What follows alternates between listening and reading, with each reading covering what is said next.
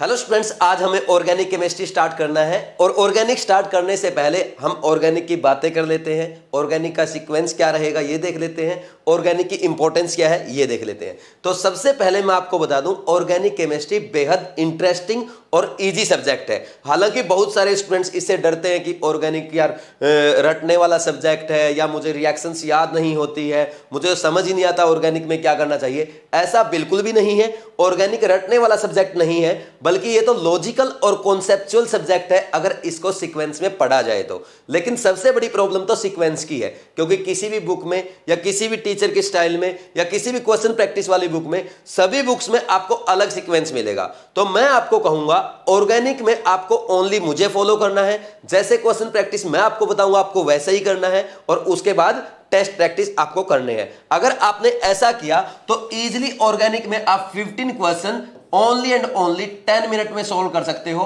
और इससे बड़े फायदे की बात क्या होगी, जहां पे हम 15 क्वेश्चन ओनली 10 मिनट में कर लें, वो भी आपके नीट जैसे एग्जाम में, नीट जैसे नेशनल लेवल के एग्जाम में। तो इजीली आप बहुत अच्छे से कर सकते हो। बस आपको जो मैं बता रहा हूं वो बातें फॉलो करते जाना है और कभी भी ऑर्गेनिक से नहीं डरना है। लेकिन एक बात का जरूर ध्यान रखना है, आपको रेगुलरली फॉलो करना है। अगर आपने रेगुलरली फॉलो किया तो आप बिल्कुल खेल खेल में ऑर्गेनिक सीख जाएंगे। आपको डेली लेक्चर देखना है, कभी भी लेक्चर मिस नहीं करना है। आप ये मान लो, अगर आपने लेक्चर मिस किया या आगे पीछे किया या आपने टाइम पे क्वेश्चन प्रैक्टिस नहीं किया तो आपको ऑर्गेनिक टफ लगेगा। अगर आपने सही से फॉलो किया तो ऑर्गेनिक आपको इतना आसान लगेगा, आप दूसरे बच्चों को भी पढ़ाना शुरू कर देंगे। ये बेहद इंटरेस्टिंग सब्जेक्ट है, आपको मजा आने वाला है। और सबसे खास बात, मैं ये मान के पढ़ाऊंगा कि आप में से किसी भी स्टूडेंट्स को ऑर्गेनिक बिल्कुल भी नहीं आता। हो सकता है आपने कहीं पे पढ़ी हो, इससे पहले कुछ भी पढ़ा हो, लेकिन मैं ये मान के पढ़ाऊंगा कि आप ऑर्गेनिक में बिल्कुल जीरो हैं। इवन मैं ऑर्गेनिक में आपको यह भी बताऊंगा कि कार्बन की वैलेंसी 4 होती है। लेकिन बिल्कुल स्टेप वाइज छोटी छोटी चीजों से चलेंगे और टॉप लेवल तक अच्छी बातें हम करेंगे। ऑर्गेनिक में अच्छे क्वेश्चन प्रैक्टिस हम करेंगे, अच्छे रिएक्शन मैकेनिज्म हम करेंगे, लेकिन आपको फॉलो करते जाना है। देखो ऑर्गेनिक में क्या होता है, सबसे ज्यादा मेन पार्ट जो है वो है रिएक्शन मैकेनिज्म। तो रिएक्शन से स्टूडेंट डरते हैं, लेकिन रिएक्शन से डरने की जरूरत नहीं है। पहले हम सीक्वेंस एक बार देख लेते हैं कि ऑर्गेनिक के पढ़ने का सीक्वेंस क्या रहेगा। तो सबसे पहले हम पढ़ेंगे IUPAC नोमेनक्लेचर, जो आज हम स्टार्ट करेंगे। आज तो ओनली बेसिक स्टार्ट करेंगे, कल से पढ़ेंगे। IUPAC आएगा, फिर इसके बाद आइसोमेरिज्म पढ़ेंगे, और आइसोमेरिज्म पढ़ने के बाद हम फिर GOC1 पढ़ेंगे। GOC1 में हम पढ़ेंगे जैसे इंटरमीडिएट्स के बारे में, स्टेबिलिटी ऑफ कार्बोकेटाइन है, स्टेबिलिटी ऑफ कार्बोएनाइन है, रेजोनेंस वगैरह है, आपका एसिडिक स्ट्रेंथ, बेसिक स्ट्रेंथ है, हाइपर कॉन्जुगेशन है, इंडक्टिव इफेक्ट है, और इसके साथ साथ आपका टोटोमेरिज्म है। ये सब हम पढ़ेंगे। फिर बाद में हम पढ़ेंगे GOC2। GOC2 में हम मेन रिएक्शंस जैसे EAR है, इलेक्ट्रोफिलिक एडिशन रिएक्शंस है, NAR है, न्यूक्लियोफिलिक एडिशन रिएक्शंस, FRAR है, FRSR है, ESR है, NSR है, E1 E2 है। ये सारी रिएक्शन और इनके मैकेनिज्म हम GOC2 में देखेंगे। तो यहां तक बहुत सारा पार्ट आपका हो जाता है। इसके बाद जब बहुत सारे स्टूडेंट्स को ये प्रॉब्लम आती है कि ऑर्गेनिक में चैप्टर वाइज हमें क्या क्या करना है, तो हम वो नहीं कर पाते, क्योंकि सभी टीचर्स का पढ़ाने का स्टाइल अलग है। लेकिन मैं यहां पे आपको पहले ये कराऊंगा बहुत अच्छे से, फिर इसके बाद आपका एक एक चैप्टर करवा जाएगा। हाइड्रोकार्बन करेंगे, हाइड्रोकार्बन करेंगे, फिर हम एल्काइल हैलाइड करेंगे, ठीक, एल्काइल हैलाइड करेंगे, और फिर इसके बाद हम एल्कोहल करेंगे, यानी एल्कोहल, फिनोल, ईथर वगैरह इसी में आ जाएंगे। फिर हम कार्बोनिल कंपाउंड एंड एसिड करेंगे, कार्बोनिल कंपाउंड्स करेंगे, एंड एसिड भी इसी में कर लेंगे, एसिड्स। फिर हम नाइट्रोजन कंटेनिंग कंपाउंड करेंगे, ठीक। ये आपका कंप्लीट ऑर्गेनिक का रिएक्शन वाला पार्ट है। समझ आ रही बात? तो अब देखो, ये वाला जो पार्ट आपका है ये ओनली 11th का है, ये 11th के लिए है, और ये वाला पार्ट जो है ये आपका 12th वाला है, ठीक। समझ आ रही बात? तो अपने को अच्छे से करना है। इसके बाद biomolecule, polymer chemistry, everyday life, environmental chemistry वगैरह बाद में करेंगे। सबसे पहले हम मेजर पार्ट करेंगे, और इस पार्ट से आप मान करके चलो आपके एग्जाम में 10 to 12 क्वेश्चन आएंगे। समझ आ रही है अपने को ये बात? ये मान के चलो 12 to 13, क्योंकि आपका जो बायोमोलिक्यूल और पॉलीमर है और केमिस्ट्री एवरीडे लाइफ है, उनसे मुश्किल से 2 से 3 क्वेश्चन आते हैं, मुश्किल से 2 से 3। तो आप ये मान के चलेंगे 12 to 13 क्वेश्चन आपके यहां से आने वाले हैं, और जो मैं पढ़ाऊंगा उसी में से आएंगे। यानी आपको ऑर्गेनिक की बिल्कुल भी टेंशन नहीं लेनी है, और एक एक चीज अच्छे से समझना है। बस ध्यान ये रखना है, जैसे आप आज पढ़ेंगे साथ ही साथ क्वेश्चन प्रैक्टिस करते चलें, साथ ही साथ रिवाइज करते चलें। ऑर्गेनिक को हमेशा ऐसे सीखने की कोशिश करें जैसे मैंने आज आपको पढ़ाया, तो आज सर ने क्या क्या पढ़ाया उसको रिमाइंड करें। जैसे मैंने आपको बताया, लेक्चर कंप्लीट होने के बाद आप 5 मिनट तक ये रिमाइंड करेंगे कि आज आपने क्या क्या सीखा, फिर 20 मिनट तक थियरली पूरा लेक्चर को रिवाइज करेंगे, फिर उसके बाद 5 मिनट फिर आज आपने क्या क्या सीखा ये आपको माइंड में रिमाइंड करना है। पूरी मूवी चलनी चाहिए कि क्या क्या आपने सीखा। अगर आप ऐसा करते हैं तो आपको ऑर्गेनिक बेहद आसान लगने लगेगा। बस आप इजीली इसको फॉलो करते चलो, बाकी आपको डरने की जरूरत नहीं है। फिर इसके बाद बात यह आती है कि हमें बुक्स करनी है या क्वेश्चन प्रैक्टिस करनी है या नहीं करनी। क्वेश्चन प्रैक्टिस के लिए अदर बुक्स करनी है या नहीं करनी। देखो, ना तो ऑर्गेनिक केमिस्ट्री में आपको कोई बुक करनी है, क्योंकि मैंने आपको बताया ऑर्गेनिक केमिस्ट्री में अगर आप बुक्स पढ़ते हैं ओनली आपका टाइम वेस्ट होगा, क्योंकि बुक्स में अच्छे लेवल की चीजें दी रहती है, एमएससी पीएचडी लेवल की चीजें दी रहती है, तो वो फालतू पढ़ेंगे तो टाइम वेस्ट होगा। आपके बहुत आसान आसान से आता है, वो कंप्लीट मैं आपको करवा दूंगा। फिर इसके बाद बात आती है बुक नहीं पढ़नी, कोई भी क्वेश्चन प्रैक्टिस के लिए अलग से बुक या मॉड्यूल की आपको जरूरत नहीं है, क्योंकि मैं आपको जो सीक्वेंस दे रहा हूं उससे अच्छा सीक्वेंस आपको नहीं मिलने वाला। क्योंकि जो क्वेश्चंस मैं आपके लिए बना रहा हूं वो सभी अच्छी बुक्स का, सभी कोचिंग के मॉड्यूल का एक मिक्सअप होगा और सभी अच्छे अच्छे क्वेश्चन उसमें आपको मिलेंगे, जैसा आपने पहले इनऑर्गेनिक में भी देखा है। तो फिर इसके बाद बात आती है कि सर एनसीईआरटी पढ़ें क्या। अगर बात की जाए एनसीईआरटी 11th की, तो 11th वाली एनसीईआरटी मेरे ख्याल में आपको पढ़ने की जरूरत नहीं है, क्योंकि उसमें सही से सीक्वेंस भी नहीं है और बहुत अलग सा दिया गया है। तो आप 11th की एनसीईआरटी भले ही स्किप कर सकते हैं, आप ओनली 12th की एनसीईआरटी पढ़ सकते हैं, क्योंकि उसमें अच्छी अच्छी चीजें दी गई है। अगर आप पढ़ना चाहें तो पढ़े, बहुत अच्छी बात है, और नहीं पढ़ना चाहें तब भी कोई बात नहीं, क्योंकि कंप्लीट एनसीईआरटी भी मैं आपको करवाने जा रहा हूं। तो आपको एनसीईआरटी की भी टेंशन नहीं लेनी है। बस ध्यान ये रखना, जो जो यहां पे आपको पढ़ाया जाएगा वो आपको पढ़ते चलना है। तो अब देखो, अब हम ऑर्गेनिक में आज क्या स्टार्ट करेंगे। आज हम ओनली बेसिक पढ़ेंगे ऑर्गेनिक केमिस्ट्री का, फिर कल से आईयूपीएसी नोमेनक्लेचर स्टार्ट करेंगे, फिर आइसोमेरिज्म वगैरह, वो पूरा शेड्यूल आपको मिला हुआ है। ठीक, तो अपना पूरा प्लान बन गया। अब दिक्कत कहां आती है ऑर्गेनिक केमिस्ट्री में, थोड़ा सा वो बता देता हूं। देखो, दिक्कत ये आती है स्टूडेंट्स को ऑर्गेनिक केमिस्ट्री में, रिएक्शन से डर लगता है। आपके साथ प्रॉब्लम क्या है, ये रिएक्शन है, reactant is converting into product. आप यहां पे क्या सोचते हो, रिएक्शन को ऐसे याद करने की कोशिश करते हो। कभी भी आपको रिएक्शंस को ऐसे याद नहीं करना है, हमेशा आपको ये सोचना है कि हमने ये क्या किया, यहां पे ये लिया, क्या लिया, ये बीकर लिया, इस बीकर में कोई सोलवेंट होगा। ठीक, यहां पे ये सोलवेंट होगा, और इस सोलवेंट में हमने क्या डाला, रिएक्टेंट डाल दिया। ठीक, ये रिएक्टेंट डाल दिया, और फिर जिससे रिएक्शन करवानी है उसको कहते हैं हम रीजेंट। फिर आपने रीजेंट डाल दिया। सोलवेंट क्या है, मीडियम है जहां पे रिएक्शन होती है, तो ये रीजेंट डाल दिया। इसको डालने के बाद कुछ टाइम के बाद, हो सकता है 10 second, 15 second, 10 minute, 10 hours, 10 days, और लंबा टाइम हो सकता है 1 ईयर, 2 ईयर, वो डिपेंड करेगा रिएक्शन के रेट पे। रिएक्शन का रेट हम 12th का चैप्टर है केमिकल काइनेटिक्स, उसमें हम पढ़ेंगे कि रेट ऑफ रिएक्शन क्या होता है। लेकिन यहाँ पे अगर बात की जाए तो यहाँ पे हम क्या बोलेंगे, तो जो फाइनल प्रोडक्ट बनेगा तो ये कैसे बनता है। लेकिन कभी भी आपको रिएक्शन को ऐसे नहीं सोचना है एरो के साथ, आपको हमेशा रिएक्शन को ऐसे सोचना है कि ये रिएक्शन बीकर में हो रही है। बात समझ में आ रही, ये अपना रिएक्शन मैकेनिज्म में आएगा।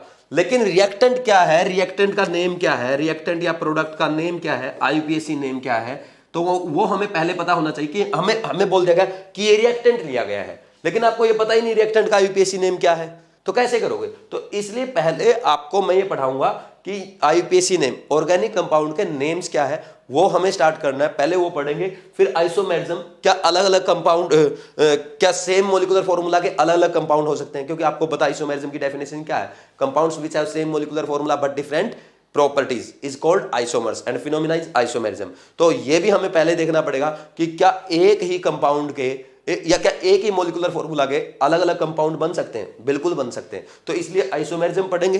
फिर जीओसी1 पढ़ेंगे। जीओसी1 इसलिए पढ़ते हैं क्योंकि रिएक्टेंट और प्रोडक्ट के बीच में जो बनता है, ऐसा नहीं कि बच्चा पैदा हुआ और बच्चा पैदा होते ही बूढ़ा बन गया, है ना। बीच की जो एज आती है, जैसे आपकी एज है, मेरी एज है, हमारी ये इंटरमीडिएट एज है, तो वो इंटरमीडिएट हम पढ़ेंगे जीओसी1 में। इंटरमीडिएट कितना स्टेबल है, इंटरमीडिएट की स्टेबिलिटी कैसे बढ़ानी, वो सब हम वहां पे देखेंगे। क्योंकि इंटरमीडिएट जितना स्टेबल होगा, यानी हमारी ये एज जितनी ज्यादा स्टेबल होगी, इस एज में हम जितनी ज्यादा मेहनत करेंगे, हम उतने ही ज्यादा स्टेबल बनते जाएंगे, उतनी ही हमारी लाइफ अच्छी होगी आने वाले टाइम पे। यानी ओल्ड एज में हम उतना इंजॉय कर पाएंगे। तो अब जितना मेहनत करोगे उतना फायदा मिलेगा ओल्ड एज में। तो अपने इंटरमीडिएट एज को अच्छे से यूटिलाइज करो, अच्छे से मेहनत करो, अच्छे से टाइम का यूटिलाइजेशन करो, ताकि ओल्ड एज में आप अपनी लाइफ को इंजॉय कर सको, दूसरों के साथ अपना एक्सपीरियंस शेयर कर सको, दूसरों के आप काम आ सको। तो हमें इंटरमीडिएट एज को अच्छे से जीना है, अच्छे से इंजॉय भी करना है और साथ के साथ प्रोडक्टिव बनाना है। तो वैसे ही हम ऑर्गेनिक केमिस्ट्री में रिएक्टेंट से प्रोडक्ट बनाने के लिए पहले इंटरमीडिएट जो बीच में बनता है रिएक्टेंट और प्रोडक्ट के बीच का, वो पढ़ेंगे हम जीओसी 1 में, उसको कैसे स्टेबल करना है ये सब देख लेंगे। फिर उसके बाद फाइनली अपने को प्रोडक्ट बनाना है, वो प्रोडक्ट बनाना सीखेंगे हम जीओसी 2 में। फिर उसके बाद एक एक चैप्टर की हाइड्रोकार्बन की कैरेक्टरिस्टिक, फिजिकल केमिकल प्रॉपर्टीज, उनकी रिएक्शंस, नेम रिएक्शन सारी हम चैप्टर वाइज देख लेंगे। ये हमारा प्रोसीजर रहेगा। ये पूरा रोड मैप मैंने आपको ऑर्गेनिक केमिस्ट्री का बता दिया। फिर एक बार मैं लास्ट में बोल देता हूं कि आपको ऑर्गेनिक केमिस्ट्री में कभी भी कोई बुक, क्वेश्चन प्रैक्टिस या एनसीईआरटी पे जाने की जरूरत नहीं है। ओनली आप क्लास के लेक्चर्स और जो क्वेश्चन प्रैक्टिस आपको दिए गए हैं और जो टेस्ट सीरीज दी गई है, आप ओनली इस पे डिपेंडेंट रहेंगे। बाकी फालतू का इधर उधर का अपने को बिल्कुल भी नहीं सोचना है। तो स्टार्ट करते हैं ऑर्गेनिक केमिस्ट्री। नेक्स्ट है ऑर्गेनिक केमिस्ट्री की डेफिनेशन, लेकिन उससे पहले कुछ बातें देख लेते हैं, आपके एनसीईआरटी में भी लिखी हुई है। बात है 1815 की। 1815 में एक साइंटिस्ट हुआ करते थे, बर्जीलियस, स्वीडिश साइंटिस्ट है बर्जीलियस। तो उन्होंने बताया कि पहले ये बात चल रही थी साइंटिस्ट के बीच में, ऑर्गेनिक कंपाउंड और इनऑर्गेनिक कंपाउंड को कैसे डिफरेंशिएट किया जाए। तो ऑर्गेनिक कंपाउंड के बारे में साइंटिस्ट ये मानते थे कि जो लिविंग ऑर्गेनिज्म से हमें ऑब्टेन होंगे वो ऑर्गेनिक कंपाउंड है, और जो अपने को मिनरल सोर्सेज से ऑब्टेन होते हैं वो इनऑर्गेनिक कंपाउंड है। पहले ये माना जाता था। और ब्रिजिलियस ने यह बोला था कि जो लिविंग ऑर्गेनिजम्स है उनमें कुछ मिस्टीरियस फोर्सेज है, जिनको उन्होंने वाइटल फोर्सेज नेम दिया था। क्या दिया था? वाइटल फोर्स उन्होंने नेम दिया था, वाइटल फोर्सेस। ठीक, उन्होंने कहा कि लिविंग ऑर्गेनिजम्स में कुछ मिस्टीरियस फोर्सेस है जिसके कारण वो एग्जिस्ट करते हैं, या ऑर्गेनिक कंपाउंड बनाने के लिए हमें कुछ वाइटल फोर्सेस की जरूरत होती है। तो इसको कहा गया वाइटल फोर्स थियरी, जिसको आपको लिखने की कोई जरूरत नहीं है क्योंकि ये हिस्ट्री है, हिस्ट्री एग्जामिनर कभी भी नहीं पूछेगा। ठीक, उन्होंने ऐसा बताया था। और उन्होंने ये कहा था कि जो बर्जीलियस का कहना ये था कि हम ऑर्गेनिक कंपाउंड कहां से ऑब्टेन कर सकते हैं, organic compound can be obtain only from living organisms. तो लिविंग ऑर्गेनिज्म से ऑब्टेन कर सकते हैं, लेकिन इनऑर्गेनिक कंपाउंड या मिनरल से ऑब्टेन नहीं किए जा सकते। लेकिन अगर बाद में जो बात आई 1828 में एक और साइंटिस्ट आए थे, उनका नाम था एफ वॉलर। उन्होंने यह बताया कि हम ऑर्गेनिक कंपाउंड इनऑर्गेनिक कंपाउंड से भी ऑब्टेन कर सकते हैं। कैसे? उन्होंने बताया था कि अमोनियम साइनेट जो है NH4CNO अमोनियम साइनेट, अगर हम इसको हीट कर दें तो ये अपने आप को रीअरेंज कर लेगा, और रीअरेंज करने के बाद ये आपका ये कंपाउंड बनाता है जिसका नाम क्या है? यूरिया है। बात समझ में आई? तो this is first organic compound. तो उन्होंने ये कहा, जैसे बर्जीलियस का ये मानना था कि हम ऑर्गेनिक कंपाउंड लेबोरेटरी में सिंथेसाइज नहीं कर सकते, लेकिन 1828 में एफ वॉलर ने ये करके दिखाया। लैब में ही ऑर्गेनिक कंपाउंड को सिंथेसाइज करके दिखाया। कैसे किया था? इनऑर्गेनिक कंपाउंड लिया अमोनियम साइनेट को हीट किया, हीट करने से वो रीअरेंज हो गया, और रीअरेंज करने के बाद अपने को यूरिया मिला जो फर्स्ट ऑर्गेनिक कंपाउंड है। तो ये हिस्ट्री थी, इसकी कोई जरूरत नहीं है। अगर आप लिखना चाहो तो लिख लो, नहीं इसकी कोई भी जरूरत नहीं है, वो डिपेंड करता है आप पे, आपको लिखना है या नहीं। ठीक, अब बात करते हैं ऑर्गेनिक केमिस्ट्री की डेफिनेशन की। Organic chemistry, what is organic chemistry? Organic chemistry is the study of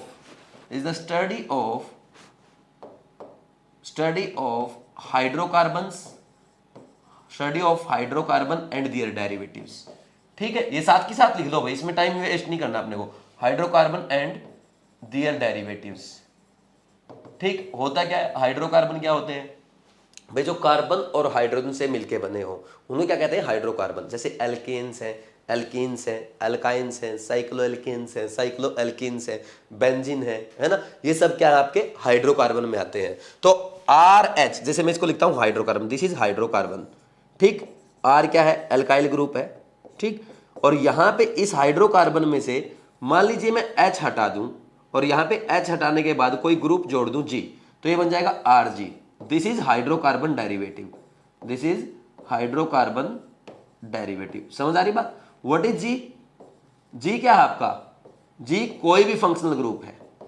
समझ आ रही बात? कुछ भी हो सकता है। जैसे मान लीजिए G हमने क्या लगा दिया, यहां पे G को OH बोला, तो ये क्या बन जाएगा, अल्कोहल बन जाएगा। और यहीं पे आपने अगर G को GNH2 लगाया तो ये अमाइन बन जाएगा आपका, ठीक। अलग अलग फंक्शनल ग्रुप लगा के अलग अलग आप कंपाउंड बना सकते हो, अलग अलग डेरिवेटिव बना सकते हो। यहीं पे अगर आपने कोई हैलाइड ग्रुप लगा दिया तो ये हैलाइड बन जाएगा, एल्काइल हैलाइड बन जाएगा।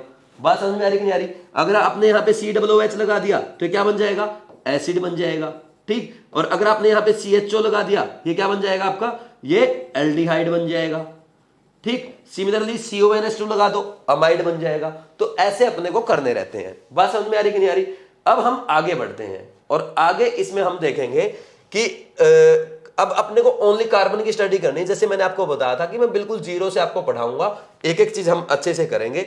अब वो हम करने जा रहे हैं। देखो कैसे करेंगे, यहीं पे लिख लेते हैं। पहले कार्बन के बारे में बेसिक चीजें स्टार्ट करते हैं, क्योंकि अपने को कंप्लीट ये कार्बन की स्टडी करनी है। ऑर्गेनिक केमिस्ट्री में हम कार्बन के बारे में ही डिटेल पढ़ते हैं। तो कार्बन जो है उसका सबको पता है कि कार्बन के 3 आइसोटोप है। एक तो है कार्बन का C12, कार्बन 12 भी बोल देते हैं, और इसको नेक्स्ट है C13, ठीक, और ये है C14। ये 3 आइसोटोप है, इनके बारे में सब जानते हैं। कार्बन का एटॉमिक नंबर 6 है, यानी 6 उसमें प्रोटॉन है, 6 इलेक्ट्रॉन है। बिल्कुल बेसिक से स्टार्ट कर रहा हूं, जीरो मान के चल रहा हूं मैं आपको। तो कार्बन 12 जो है ये सबसे ज्यादा पाया जाता है और हम इसी की स्टडी करते हैं। मैक्सिमम कंपाउंड में कार्बन 12 ही पाया जाता है। इसकी एग्जिस्टेंस जो है 98.8% है। बात समझ में आ रही है? तो इसकी नेक्स्ट है कार्बन 13। कार्बन 13 की अगर बात की जाए, ये 1.1% अप्रोक्स है, ठीक। अब यहां पे ये आपका 0.001% है। बात समझ में आ रही है? और ये आपका रेडियो एक्टिव होता है, यानी ये अपने आप डिके होता रहता है। रेडियो एक्टिविटी आप पढ़ोगे फिजिक्स में, ठीक। कोई जो कंपाउंड अपने आप डिके होते रहे वो रेडियो एक्टिव कंपाउंड कहलाते हैं। जैसे मान लीजिए कोई कंपाउंड है, वो अभी 100 ग्राम था, लेकिन आफ्टर 1000 ईयर्स वो 50 ग्राम रह गया, आफ्टर अनदर 1000 ईयर्स वो 25 ग्राम रहेगा। तो ऐसे डिके होते जाते हैं, ठीक। तो अब हम क्या करते हैं, जैसे कोई कंपाउंड लिया आपने, जैसे मैंने अभी बोला था कि वो 50 ग्राम था, फिर 100 ग्राम था, फिर वो 50 ग्राम रह गया, यानी कितने सालों में, 1000 ईयर्स में। तो 1000 ईयर्स में वो आधा हो गया, फिर नेक्स्ट 1000 ईयर में उसका आधा हो गया, 50 का आधा 25 हो गया। तो ये 1000 क्या है, दिस इज हाफ लाइफ, ठीक। हाफ लाइफ में आगे आपको डिटेल में पढ़ाऊंगा, केमिकल काइनेटिक्स में पढ़ेंगे, 12th का टॉपिक है, टेंशन लेने की जरूरत नहीं है। तो टी हाफ यहां पे उसको लिखते हैं। इसकी जो कार्बन 14 की टी हाफ है वो 5730 ईयर्स है। कुछ भी बुक्स में आपको 5770 ईयर्स भी दिख सकता है, तो ये ज्यादा डिफरेंस नहीं है, लेकिन ये 5730 आप मान के चलें, ठीक, क्योंकि एम्स में भी ये क्वेश्चन पहले पूछा जा चुका है। बस ये ध्यान रखना, छोटा सा पॉइंट है। अब हाफ लाइफ का मतलब एक बार अगर आप समझना चाहो तो समझ सकते हो, क्योंकि जो कार्बन 40 है is used in carbon dating. Carbon dating का मतलब क्या है, जो बहुत सारी पुरानी चीजें, जैसे आपने देखा होगा कि ये पेड़ जो है ये 5000 ईयर्स पुराना है ना। कई बार आपने देखा हो कोई हड्डी मिल गई या कोई कंकाल मिल गया, जो कुछ भी मिल जाए, आपने डिस्कवरी चैनल पे या अदर चैनल्स पे या आपने बायोलॉजी में इवोल्यूशन में पढ़ा हुआ कोई चीज इतने पुरानी, कोई लाखों वर्ष पुरानी है, कुछ कुछ हम देखते रहते हैं। तो वो कैसे पता चलता है, वो कार्बन डेटिंग से पता चलता है। कैसे पता करते हैं, जो हर लिविंग ऑर्गेनिज्म है, कोई भी पेड़ है या कोई भी एनिमल है, तो उसका कोई भी पार्ट मिल जाए तो उसमें क्या होता है, और कार्बन रहता है। कार्बन 14 की अमाउंट मिलेगी ही मिलेगी। तो कार्बन 14 क्या है, टाइम के साथ डिके होता जाता है, ठीक। मान लीजिए अपने को बोल दिया कि एक सैंपल था, ठीक, कोई भी सैंपल था, वो स्टार्टिंग में 80 ग्राम था, लेकिन वो लास्ट में 10 ग्राम रह गया। पर स्टार्टिंग में उसमें कार्बन 14 की अमाउंट क्या था, 80 ग्राम थी, लेकिन जब अब चेक की गई, आज चेक की गई, तो वो ओनली 10 ग्राम थी। तो बताओ ये जो भी मान लीजिए पेड़ है कोई, बताओ ये पेड़ कितना पुराना है, कि एक पेड़ था उसमें कार्बन 14 की इनिशियल अमाउंट 80 ग्राम थी, लेकिन अभी का जो सैंपल चेक किया गया उसमें कार्बन 14 की अमाउंट ओनली 10 ग्राम है। तो बताओ ये पेड़ कितना पुराना है। तो आप कैसे बताएंगे, 80 ग्राम से पहले किस में जाएगा, वो 40 ग्राम में। 40 ग्राम होने में पूरी उसकी एक हाफ लाइफ लग जाएगी। उसके बाद अगर बात की जाए 40 से किस में जाएगा, 20 में, फिर एक हाफ लाइफ लगेगी, और फिर जाएगा 10 ग्राम में। तो फिर एक हाफ लाइफ उसकी लग जाएगी, यानी टोटल कितनी हाफ लाइफ लगी, 3 हाफ लाइफ लगी। तो 3 इंटू टी हाफ, यानी कितना कितना टाइम लग गया उसको, 3 इंटू 50 730 ईयर्स, तो इतने साल पुराना है वो। तो ऐसे हम चेक करते हैं, समझ आ रही बात। तो ये कार्बन डेटिंग मेथड है, इसको ज्यादा डिटेल में आप पढ़ने की जरूरत नहीं है, क्योंकि कार्बन 14 के बारे में थोड़ी बातें आ गई थी इसलिए मैंने पढ़ा दिया, वैसे ज्यादा ये ऑर्गेनिक से इसका कोई रिलेशन नहीं है, ठीक, समझ आ रही बात। तो अब बात ये आती है कि ऑर्गेनिक केमिस्ट्री हम पढ़ते क्यों है, क्योंकि आगे अब हम कंटिन्यू करने वाले हैं, कार्बन हमने स्टार्ट कर दिया, कार्बन के बारे में जानना स्टार्ट कर दिया, यानी हमारी ऑर्गेनिक केमिस्ट्री स्टार्ट हो गई। तो अब पहला क्वेश्चन ये आता है कि ऑर्गेनिक केमिस्ट्री क्यों पढ़ते हैं। मैक्सिमम स्टूडेंट्स ये सोचते हैं कि ऑर्गेनिक केमिस्ट्री हमारे एग्जाम में आता है इसलिए हम पढ़ते हैं, और ऑर्गेनिक केमिस्ट्री में अच्छा स्कोर करने के लिए पढ़ते हैं। लेकिन अगर आप ऐसा सोचते हैं तो आप कभी भी ऑर्गेनिक केमिस्ट्री सीख नहीं पाओगे, क्योंकि अगर कोई भी चीज आप सीखना चाहते हैं, लर्न करना चाहते हैं, आप उसको अपनी लाइफ में लेके आए, आप देखें लाइफ में उसका कहां पे यूज है। जैसे अगर मेडिकल फील्ड की बात की जाए, मेडिकल फील्ड्स में हम बहुत सारी बातें पढ़ते हैं, हार्मोन्स वगैरह के बारे में पढ़ते हैं, तो हर एक हार्मोन में आपको कार्बन मिलेगा ही मिलेगा। कोई भी हार्मोन लिखो, उसका स्ट्रक्चर चेक करो, वहां पे आपको कार्बन मिलेगा ही मिलेगा, यानी कार्बन जहां वहां ऑर्गेनिक केमिस्ट्री।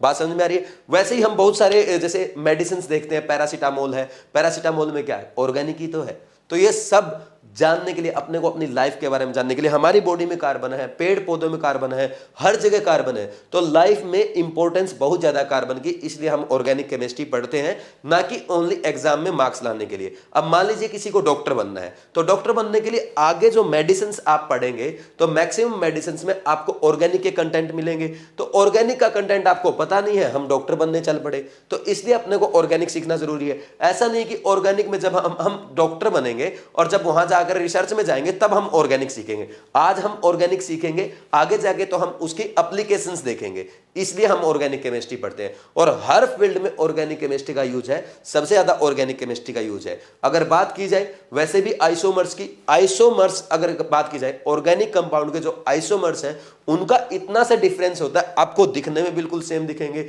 उनकी फिजिकल प्रॉपर्टीज सेम हो सकती है, लेकिन उनकी केमिकल रिएक्शंस डिफरेंट आ सकती है। जैसे अगर बात करें ऑप्टिकल आइसोमर्स की, D and isomers, small D and small L हम पढ़ते हैं, वो पढ़ेंगे सेकंड चैप्टर में, अच्छे से पढ़ेंगे, अभी टेंशन लेने की जरूरत नहीं है। लेकिन हो सकता है डी तो आपके लिए क्या काम करे, आपके लिए मेडिसिन का काम करे, और हो सकता है उसी का एल आइसोमर, उसी का ऑप्टिकल आइसोमर आपके लिए पॉइजनस हो सकता है। तो इतने खतरनाक चीजें, तो अपने को पहले पता होना चाहिए कौन सा आइसोमर अपने को देना है, कौन सा कंपाउंड यूज करना है। ऐसा नहीं कि कोई भी फॉर्मूला सेम देखा उठा के दे दिया, हो सकता है पेशेंट उससे मर भी सकता है। तो इसलिए डॉक्टर को ऑर्गेनिक केमिस्ट्री में आइसोमर्स के बारे में अच्छे से नॉलेज होनी बहुत जरूरी है, क्योंकि आपके फील्ड में बहुत ज्यादा काम आने वाला है। तो आप एक बार ये करो, ये लिखो, ऑर्गेनिक केमिस्ट्री की आपने इंपॉर्टेंस पढ़ी, हर जगह इंपॉर्टेंट है ऑर्गेनिक केमिस्ट्री। तो अब हम इसको डिटेल में पढ़ना स्टार्ट कर रहे हैं, अपनी लाइफ में लाना स्टार्ट कर रहे हैं। तो एक एक चीज अच्छे से पढ़ो, फिर हम आगे बढ़ते हैं।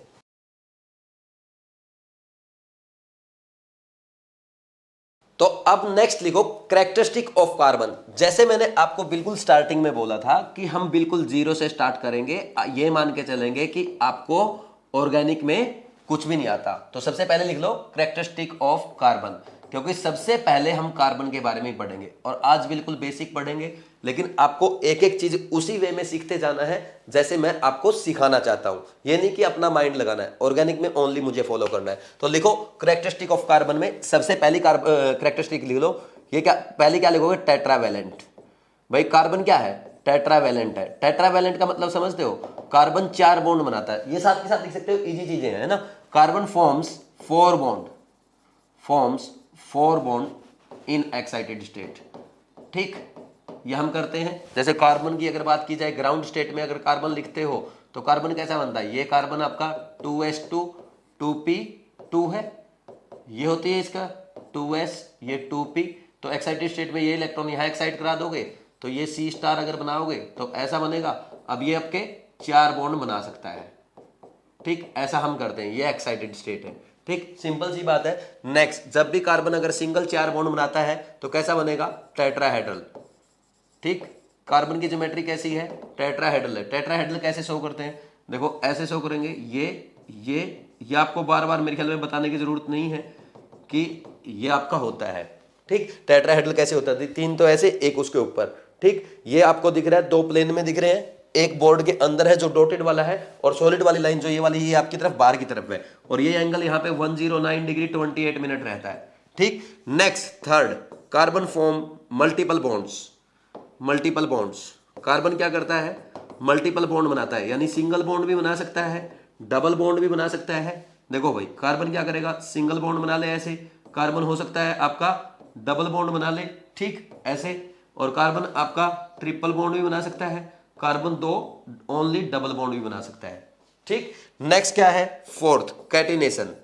कैटिनेशन क्या है, self linking property of carbon, ठीक। ये आपको पता है सेल्फ लिंकिंग प्रॉपर्टी होता है, सेल्फ लिंकिंग प्रॉपर्टी है, ये बहुत स्ट्रॉन्ग बॉन्ड बनाता है, ठीक। इसीलिए कार्बन लंबे लंबी चेन बनाता है। बहुत आपको कार्बन के बहुत बड़े बड़े कंपाउंड मिल जाएंगे, हम मतलब सबसे ज्यादा जो कैटिनेशन है वो कार्बन ही शो करता है, इसीलिए कार्बन इतने बड़े बड़े कंपाउंड बना लेता है। जैसे आप देखो सिंपल, बिल्कुल अगर सिंपल की याद करें, C17H35COONA पढ़ते हम, साबुन का फॉर्मूला, सोप का फॉर्मूला पढ़ते हैं, तो ऐसे इससे भी बड़े बड़े कंपाउंड ऑर्गेनिक में आपको देखने को मिलेंगे। अगर आप हार्मोन्स का स्ट्रक्चर चेक करेंगे बहुत बड़े बड़े कंपाउंड आपको मिल जाएंगे, ठीक। ऐसे ही आपने देखा हुआ डायमंड है या आपका ग्रेफाइट है, बहुत बड़ी बड़ी चेन, बहुत बड़े बड़े स्ट्रक्चर बनाता है, ठीक। तो यहां पे आप लिख सकते हो, देखो कार्बन आपका चेन बनाता है, कभी डबल बॉन्ड बना लेगा, वहीं पे कहीं भी आपका ट्रिपल बॉन्ड बना लेगा, ठीक।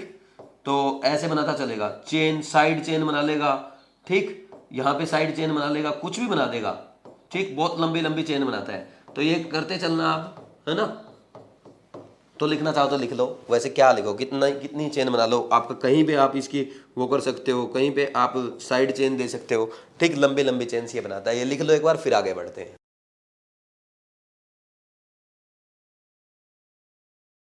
नेक्स्ट बात करते हैं हाइब्रिडाइजेशन की। फिफ्थ कैरेक्टरिस्टिक है हाइब्रिडाइजेशन, और हाइब्रिडाइजेशन वैसे मुझे बताने की जरूरत नहीं है, लेकिन फिर भी एक बार रिपीट कर देता हूं क्योंकि बहुत आसान सी बातें यहाँ पे है।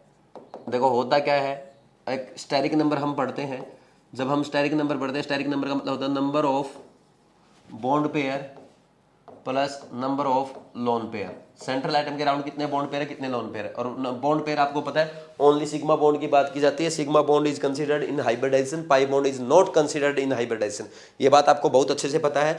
नेक्स्ट अगर आप बात की जाए, यहाँ पे मैंने लिखा सीरियल नंबर, ठीक, और यहाँ पे मैं लिखता हूँ आपका स्ट्रक्चर कैसा बनता है, ठीक, और यहाँ पे मैं लिखता हूँ सिग्मा और पाई बॉन्ड कितने हैं, और यहाँ पे मान लीजिए मैं लिखता हूँ आपका हाइब्रिडाइजेशन क्या है, यहाँ पे मान लीजिए मैं लिखता हूँ बॉन्ड एंगल क्या है, और यहाँ पे मान लीजिए मैं लिखता हूँ शेप क्या बनेगा मॉलिक्यूल का, ठीक। तो यहाँ पे अगर सीरियल नंबर 4 की बात की जाए तो सीरियल नंबर 4 है, नंबर ऑफ सिग्मा बॉन्ड, यानी ये 4 सिग्मा बॉन्ड बनाएगा ओनली, यानी चारों सिंगल बनेंगे, 4 सिग्मा 0 पाई। तो हाइब्रिडाइजेशन आपको पता है sp3 आएगा, बॉन्ड एंगल इस केस में 109 डिग्री 28 मिनट आता है, और शेप आपको पता है शेप कैसा आएगा, इसमें टेट्राहेड्रल आता है, कोई डाउट नहीं होना चाहिए इसमें।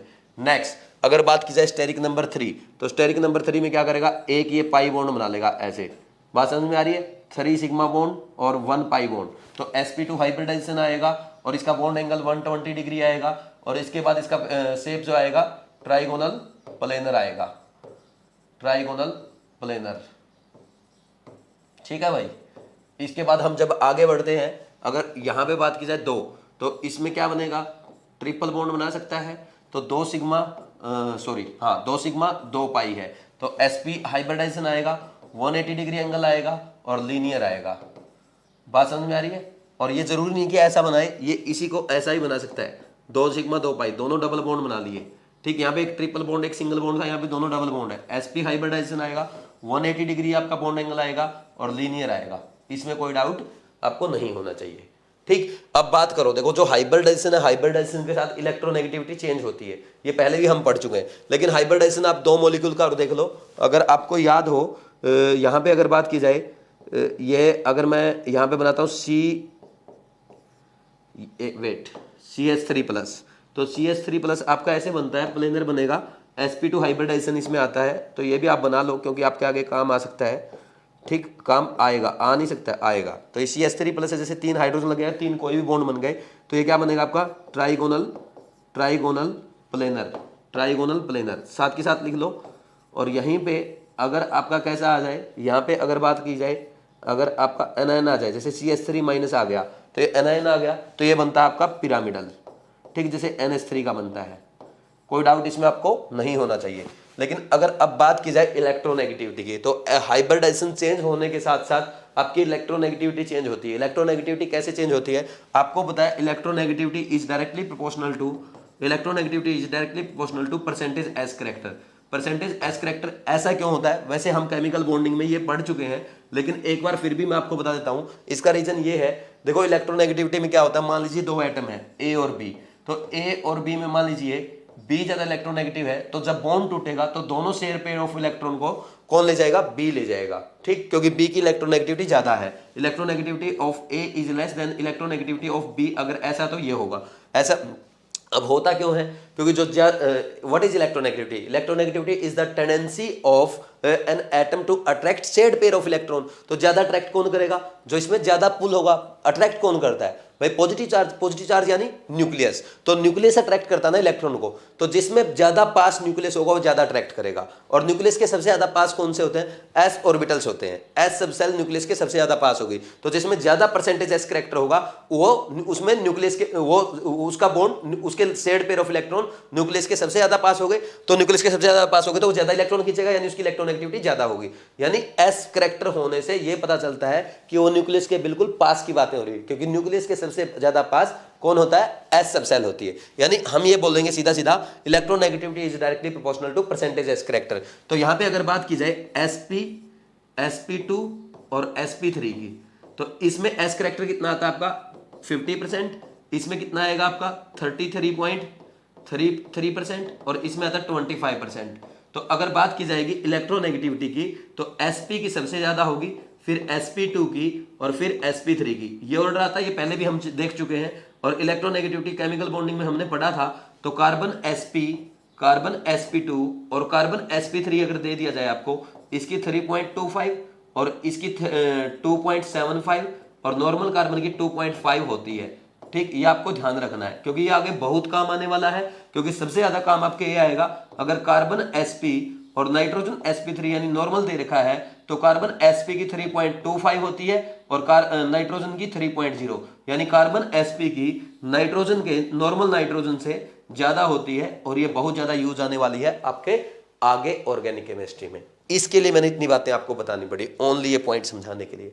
बात समझ में आई, तो ये लिख लो, इंपॉर्टेंट पॉइंट अभी तक का आपका ये था। ऊपर जितनी चीजें आपने लिखी है सारी आपको आती है, मेरा काम है पढ़ाना, क्योंकि मैं ये मान के पढ़ा रहा हूं आपको बिल्कुल कुछ भी नहीं आता। लिखो जल्दी से।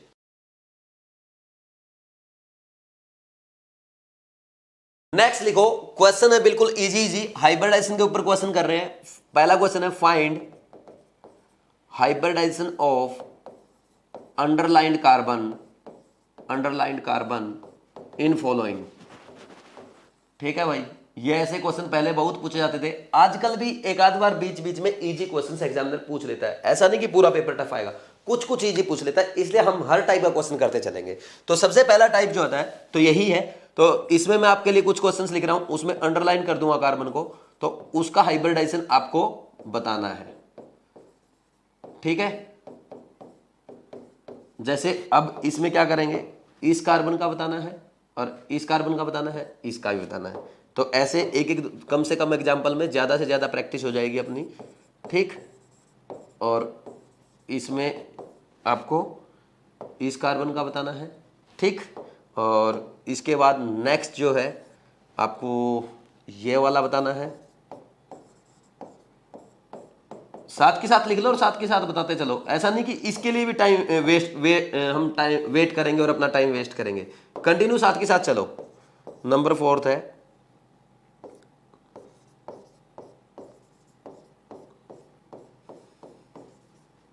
इसका बताना आपको, चलो येलो से ही कर देता हूं, येलो से कर रहे हैं तो ठीक, इतने काफी हैं। और चाहे कितने भी क्वेश्चन कर लो, ये सिंपल सी चीजें आपको सारी आती हैं, ठीक। नेक्स्ट है, यहां पे अब आपको बताना है, एक क्वेश्चन लिख देता हूं, आईआईटी का पूछा हुआ क्वेश्चन है, इसको थोड़ा साइड कर देते हैं।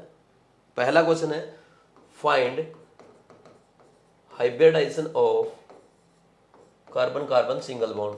ये आपका आईआईटी का पूछा हुआ क्वेश्चन है, ऐसे क्वेश्चन पूछे जाते थे पहले, है ना। तो इसमें ये आपका CH2 double bond CH, C triple bond CH ये दिया गया है, ठीक। Second, find hybridization of C2 and C3, ठीक। ये क्वेश्चन दिया गया था आपका CH2 double bond CH, CH2 C triple bond CH। ठीक, नेक्स्ट एक तो ये दे दिया मान लीजिए, दूसरा मान लीजिए ये दे दे CH ट्रिपल बॉन्ड C और CH2 CH double bond CH CH3।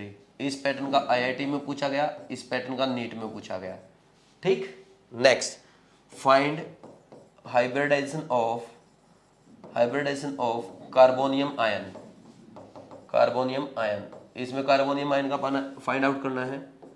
एक ये या ऐसा, इसको ना इस तरफ ही लिख लेते हैं ना, चलो ठीक है, ये ऐसे ही दिया गया था, लिख के ऐसे ही दिया गया था, ऐसे ही लिख लो आप CH2 प्लस, यानी कार्बोनियम आयन ये वाला कार्बन का आपको बताना है। नेक्स्ट एक और एग्जांपल लिख लो, इसमें आप मान लीजिए आपसे पूछ ले CH2 के ऊपर माइनस, और ये आपका इस कार्बन के बारे में पूछ ले। ठीक, ये आपको बताने हैं, जल्दी से कर लो, बहुत आसान है, मेरे ख्याल में साथ के साथ कर लिए होंगे, क्योंकि केमिकल बॉन्डिंग पढ़ने के बाद ये इसमें कोई टफ चीज़ें नहीं है। बस आपको number of sigma bond count करने हैं, पाई बॉन्ड कभी भी हाइब्रिडाइजेशन में काउंट नहीं होंगे, और लोन पेयर है तो लोन पेयर काउंट होंगे। तो यहाँ इधर देखो, तो इसमें देखो कार्बन 2 हाइड्रोजन के साथ बॉन्ड बना रहा है, 2 कार्बन के साथ बॉन्ड बना रहा है, दिस इज sp3। इसमें कार्बन 1 सिग्मा बॉन्ड ये, 1 सिग्मा बॉन्ड ये और 1 हाइड्रोजन के साथ 3 सिग्मा बॉन्ड है, पाई बॉन्ड काउंट नहीं करेंगे तो sp2 आएगा। नेक्स्ट क्या है, इसमें 1 सिग्मा 2 सिग्मा और यहाँ पे ऑक्सीजन के साथ 1 सिग्मा 1 पाई, यानी ओनली 1 सिग्मा काउंट करेंगे, 3 सिग्मा, तो इसमें भी sp2 आएगा। तो ये था। सिमिलरली इसमें चेक कर लो, कार्बन का 1 सिग्मा बॉन्ड ये है, 1 ऑक्सीजन के साथ 1 हाइड्रोजन के साथ, तो sp2 हाइब्रिडाइजेशन आएगा। इस कार्बन में अगर आप काउंट करेंगे, 1 नाइट्रोजन के साथ सिग्मा, 1 कार्बन के साथ सिग्मा, 1 ऑक्सीजन के साथ सिग्मा, sp2 आएगा इसमें भी। इसमें कार्बन का 1 सिग्मा कार्बन के साथ, 1 नाइट्रोजन के साथ 2 पाई बॉन्ड है, ओनली sp हाइब्रिडाइजेशन आएगा। ऐसे चेक करते हैं। ठीक, नेक्स्ट इधर आ जाओ, इसमें कार्बन कार्बन सिंगल बॉन्ड का पूछा है, यानी आपसे किसका पूछ रहा है, इसका और इसका पूछ रहा है। ये sp2 आएगा और ये sp आएगा।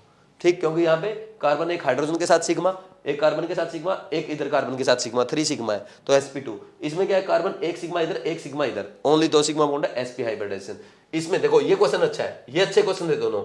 Find hybridization of C2C3 molecule, C2C3 atom. तो इसमें जब आपको फाइंड आउट करना है, आप नंबरिंग इधर से करोगे उधर से करोगे, ये ज्यादा इंपॉर्टेंट है। देखो नंबरिंग करते टाइम हम पढ़ेंगे, IUPAC में अपने को यही पढ़ना है, हम 4th लेक्चर में ये सारी चीजें सीखेंगे। 4th लेक्चर में हम ये पढ़ेंगे नंबरिंग कहां से करते हैं। पहले देखते हैं प्रिंसिपल फंक्शनल ग्रुप अटैच हो तो उसको मिनिमम नंबर देंगे, लेकिन यहाँ पे कोई प्रिंसिपल फंक्शनल ग्रुप नहीं है, ना OH है, ना NH2 है, ना CHO COOH, कुछ भी नहीं है। तो हम यहाँ पे क्या करेंगे, फिर मल्टीपल बॉन्ड को मिनिमम नंबर दिया जाता है। तो इधर से नंबरिंग करी 1 2 3 4, 1 और 4 पे मल्टीपल बॉन्ड आया, उधर से करो 1 2 3 4, उधर से भी 1 और 4 पे आ रहा है। तो अब नंबरिंग कहां से स्टार्ट करेंगे, अब नंबरिंग करते टाइम हम क्या करेंगे, डबल बॉन्ड को प्रायोरिटी देते हैं। तो डबल बॉन्ड को मिनिमम नंबर मिलना चाहिए जो इधर से मिल रहा है, 1 2 3 4, ये नंबरिंग हुई। अब C2 और C3 ये कार्बन है, इसका हाइब्रिडाइजेशन क्या आएगा आपको पता है, ये sp2 है, इसमें 3 सिग्मा है, और उसमें तो क्या आएगा 4 सिग्मा है, तो sp3 आएगा। ऐसे बताना था।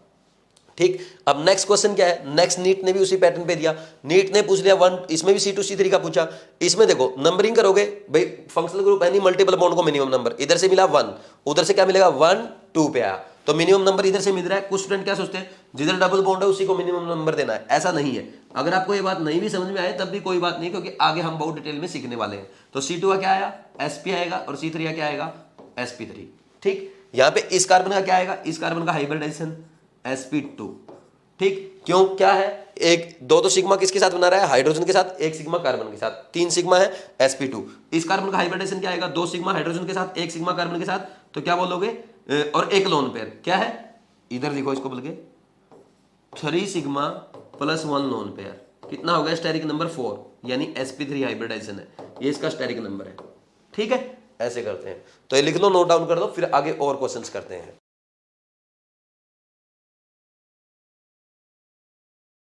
अब नेक्स्ट देखो, हमने इलेक्ट्रोनेगेटिविटी पढ़ ली हाइब्रिडाइजेशन के बेसिस पे, अब हम उसकी एप्लीकेशन और कर लेते हैं। देखो एक बार क्या करते हैं, जैसे हमने अभी पढ़ा था, एक बार लिख लेते हैं, electronegativity is directly proportional to percentage S character, ये हमने लिखा। ठीक, और इलेक्ट्रोनेगेटिविटी की बात की जाए तो कार्बन sp, कार्बन sp2 और कार्बन sp3, तो इसमें आपका ये ऑर्डर आएगा, इसमें कोई डाउट नहीं है अपने को। और इसमें अगर बात की जाए एप्लीकेशन कैसे करेंगे भाई, जैसे देखो अगर ज्यादा इलेक्ट्रोनेगेटिविटी बढ़ती है किसी की, तो वो ज्यादा इलेक्ट्रॉन को अट्रैक्ट करेगा, और ज्यादा इलेक्ट्रॉन को अट्रैक्ट करेगा तो उसका ऑर्बिटल्स पास खींचे जाएंगे। मान लीजिए ये 2 एटम है, ये ज्यादा इलेक्ट्रोनेगेटिव है, तो ये ज्यादा इलेक्ट्रोनेगेटिव तो क्या करेगा, इसके इलेक्ट्रॉन को खींचेगा, और इलेक्ट्रॉन को खींचेगा यानी इसका पूरा का पूरा ऑर्बिटल इसकी तरफ आ जाएगा, बॉन्ड लेंथ क्या हो जाएगी, कम हो जाएगी। ये अपने को अच्छे से पता है, यानी हम क्या बोल सकते हैं, bond length is inversely proportional to electronegativity. ठीक, ये बोल सकते हैं कि नहीं बोल सकते। और अगर ऐसा बोलना चाहो, bond strength is directly proportional to electronegativity, या आप ये भी बोल सकते हो bond order is directly proportional to electronegativity, यहां पे आ जाएगा करना चाहो तो। वैसे कोई जरूरत नहीं है यहां पे करने की, बॉन्ड ऑर्डर को आप स्किप भी कर सकते हो। ठीक, बॉन्ड ऑर्डर लिखने की कोई जरूरत नहीं है, बॉन्ड स्ट्रेंथ और बॉन्ड लेंथ आपसे पूछा जाएगा। जैसे क्वेश्चन में लिख देता हूं, आप साथ के साथ लिख लो, इसमें कोई टफ जॉब नहीं है, आसान आसान से क्वेश्चन है। Find order of bond length in following. ठीक, बिल्कुल इजी इजी क्वेश्चंस करेंगे, ठीक है ना। तो पहला क्वेश्चन जो आपका है, फर्स्ट क्वेश्चन मैंने बिल्कुल लिख दिया सिंपल सा, CH3 CH3। सेकंड क्वेश्चन मैंने आपको लिखा CH2 double bond CH2। Third question मैंने आपको लिखा है CH triple bond CH। And fourth question is, ये लिख दिया मैंने आपको। ठीक, फर्स्ट क्वेश्चन ये हो गया। सेकंड क्वेश्चन आपका ये है, सेकंड क्वेश्चन आप मेरे साथ साथ लिख लो, CH2 डबल बॉन्ड CH, इसको मैंने X बोला। सेकंड में लिखा मैंने CH ट्रिपल बॉन्ड CH, इसको मैंने क्या बोल दिया, Y बोल दिया। और थर्ड मैंने लिखा CH triple bond, sorry CH triple bond तो आ चुका ना, CH3 CH2 single bond H and this is Z। इसमें बॉन्ड लेंथ का ऑर्डर बताना है। Third is CH2 CH3 CH CH2 CH3 X, sorry X की बजाय इस बार A लिख दो, A। और सेकंड में लिखा CH triple bond C CH3, ये Y लिख दिया, Y नहीं B लिख दिया। और C में लिखा CH2 double bond CH CH3, ये Z नहीं C लिखा, बार बार वही लिख रहा हूं। नेक्स्ट फोर्थ क्वेश्चन और अच्छा क्वेश्चन है, IIT का पूछा हुआ क्वेश्चन है, इजी क्वेश्चन है। देखो इसमें क्या करना है आपको, ये बना दिया मान लीजिए, वैसे ऐसे नहीं बनाते इसको, ये ऐसे बनाते हैं, ये ट्रिपल बॉन्ड है। ठीक, यहाँ पे एक एटम है, ठीक, और ये ट्रिपल बॉन्ड बना रहा है। पहले इसकी बॉन्ड लेंथ 1 दे दी, इसकी 2 दे दी, और यहाँ पे भी बॉन्ड दे दिया, ये 3 एंड दिस वन इज 4। थोड़ा बड़ा बना देता हूँ, एक काम करते हैं, इसको पूरे को ही बड़ा बना लेते हैं, फिर ताकि अपने को बार बार बनाना नहीं पड़ेगा। देखो लिखना वही है, रफ मत करना, लिखूंगा वही, बस थोड़ा सा बड़ा लिख रहा हूँ, और बड़ा करते हैं।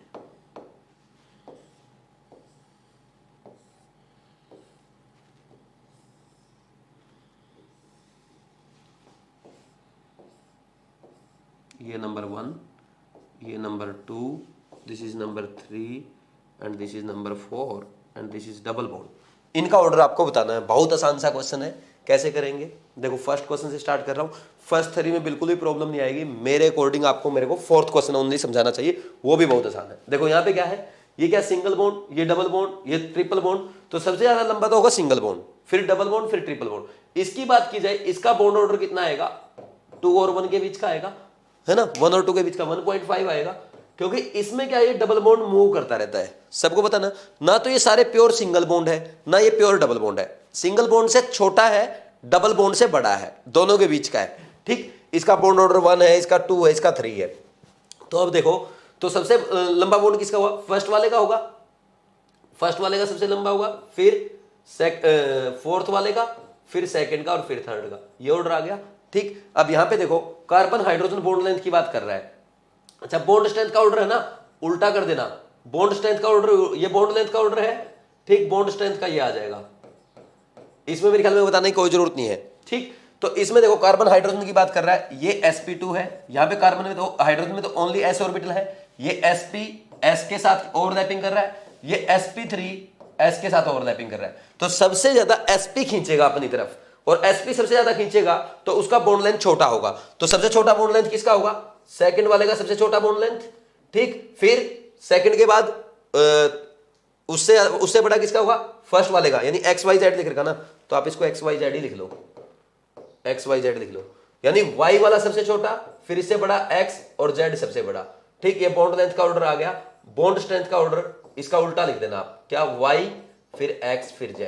ठीक, ऐसे ही यहां पे देखो, यहां पे क्या है, कार्बन कार्बन सिंगल बॉन्ड है, तो यहां पे कार्बन कार्बन, ये sp3, ये भी sp3, यहां पे कार्बन sp3 है लेकिन ये कार्बन sp है, यहां पे कार्बन sp2 है, ये sp3 है। तो सबसे ज्यादा कौन खींचेगा, sp खींचेगा। sp खींचेगा तो उसकी बॉन्ड लेंथ सबसे छोटी हो जाएगी। इसमें क्या लिखोगे, बॉन्ड लेंथ b की सबसे छोटी, c की उससे बड़ी और a की सबसे बड़ी, और बॉन्ड एनर्जी का ऑर्डर लिखा जाए तो उल्टा लिख देना। ये कॉन्सेप्ट है बस। ठीक, इधर देख लो, ये वाला जो क्वेश्चन है इसमें क्या है, ये कार्बन sp है, ये कार्बन sp, ये कार्बन sp2, ये कार्बन sp2, सॉरी ये कार्बन sp3 है। ठीक, और ये कार्बन sp2 है। तो सबसे देखो, प्योर ट्रिपल बॉन्ड है तो बॉन्ड लेंथ उसकी सबसे कम होगी जो प्योर ट्रिपल बॉन्ड है, और फिर प्योर डबल बॉन्ड की उससे छोटी होगी। अब इन दोनों में बात की जाए तो यहां पे ये sp3 है, ये कार्बन, और यहां पे ये sp खींच रहा है इसको, और इस sp3 को इधर sp2 खींच रहा है, तो ज्यादा ये खींचेगा, तो ये ज्यादा खींचेगा, छोटा हो जाएगा, तो सेकंड वाला छोटा और थर्ड वाला उससे बड़ा। ये ऑर्डर आएगा, ये एग्जाम का पूछा हुआ क्वेश्चन है, ये अच्छा क्वेश्चन था। ठीक, और बॉन्ड एनर्जी का या बॉन्ड स्ट्रेंथ का उल्टा ऑर्डर आ जाएगा, ये आपको करना था अच्छे से बस। ठीक, तो ऐसे क्वेश्चन आ जाते हैं, फिर आप मिस्टेक करते हो, तो इसको नोट कर लो, मिस्टेक नहीं करनी है।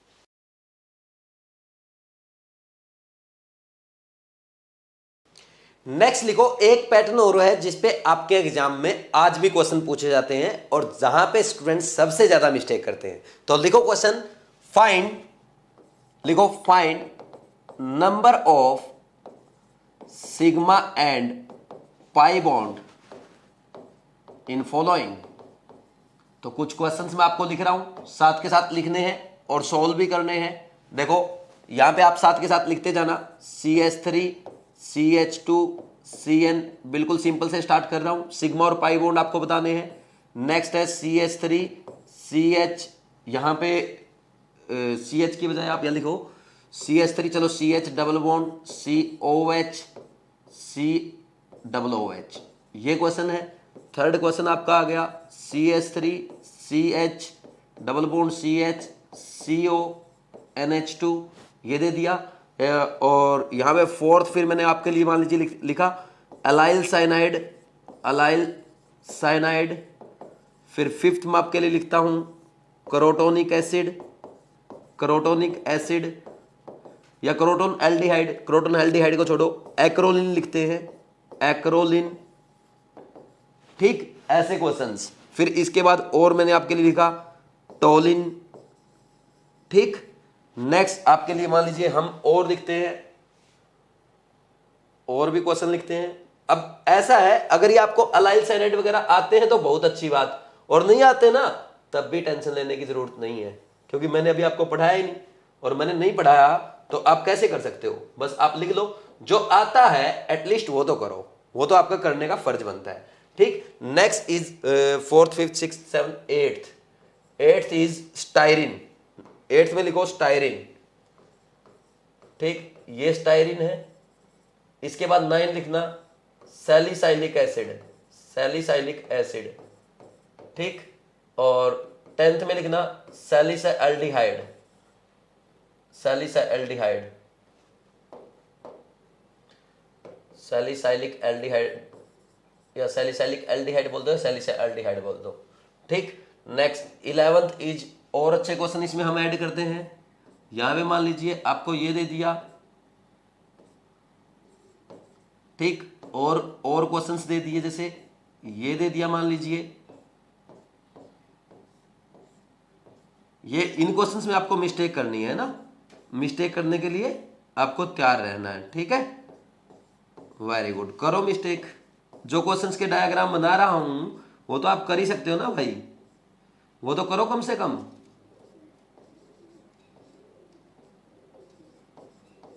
और एक और कर लो, इतने क्वेश्चंस मेरे ख्याल में आपके लिए काफी है।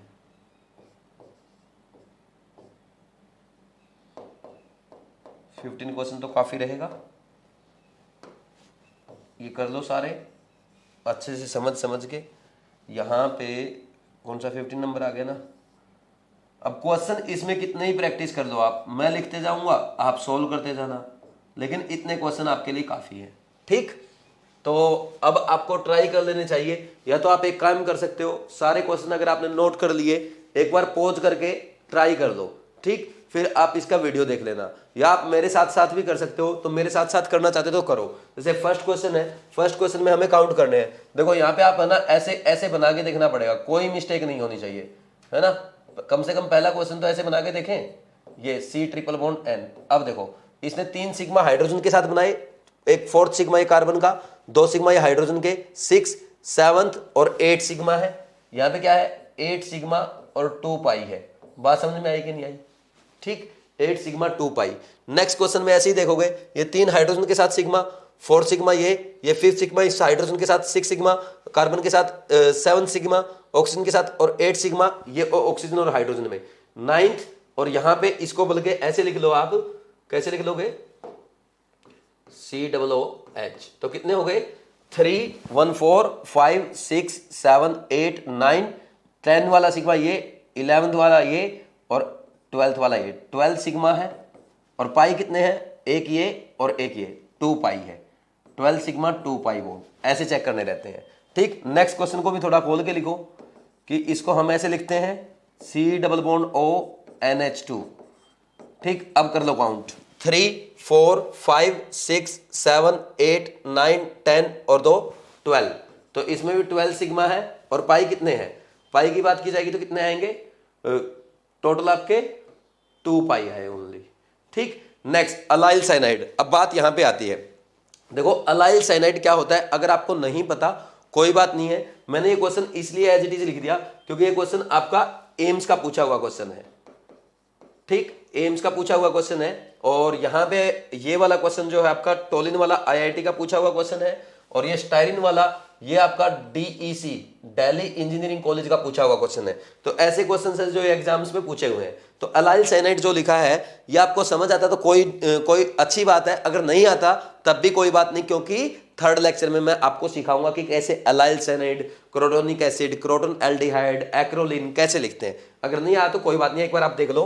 देखो होता क्या है, ये जो कंपाउंड है CH2 CH CH2 इसको अलाइल बोलते हैं। ठीक, और अलाइल साइनाइड बनाने के लिए यहाँ पे CN लगा देते हैं, दिस इज अलाइल साइनाइड। तो इसमें सिग्मा और पाई का रेशियो पूछा गया था, एग्जामिनर ने सिग्मा और पाई का रेशियो यहाँ पूछा था, तो वो आपको बताना है। देखो मान लीजिए यहाँ पे ये क्या है 2 सिग्मा ये, एक ये 3, एक ये हाइड्रोजन बनाएगा 4, ये सिग्मा 5 और 2 ये हाइड्रोजन बनाएंगे 7 और एक ये बनाएगा 8 और एक ये सिग्मा 9। तो 9 सिग्मा है और 3 पाई है। तो इसमें रेशो जो आएगा 3:1 आएगा, ये रेशो पूछा गया था। तो ये ऐसे कर सकते हो आप, एग्जामिनर आपसे ऐसे ही पूछ सकता है X:Y, अगर सिग्मा:2 पाई का रेशो है देन X+Y क्या होगा, या X-Y क्या होगा। ऐसे क्वेश्चंस भी आपसे पूछे जा सकते हैं और आप इजीली आंसर कर सकते हैं। तो ऐसे ही नेक्स्ट देखो क्रोटोनिक एसिड है। क्रोटोनिक एसिड में क्या होता है, क्रोटोनिक एसिड कुछ ऐसा बनता है, इसमें 4 बॉन्ड रहेंगे, 4 कार्बन रहेंगे और 4 कार्बन में एक डबल बॉन्ड रहेगा। तो अब इसका काउंट करना आपको, तो इसका काउंट कर लोगे आप आसानी से।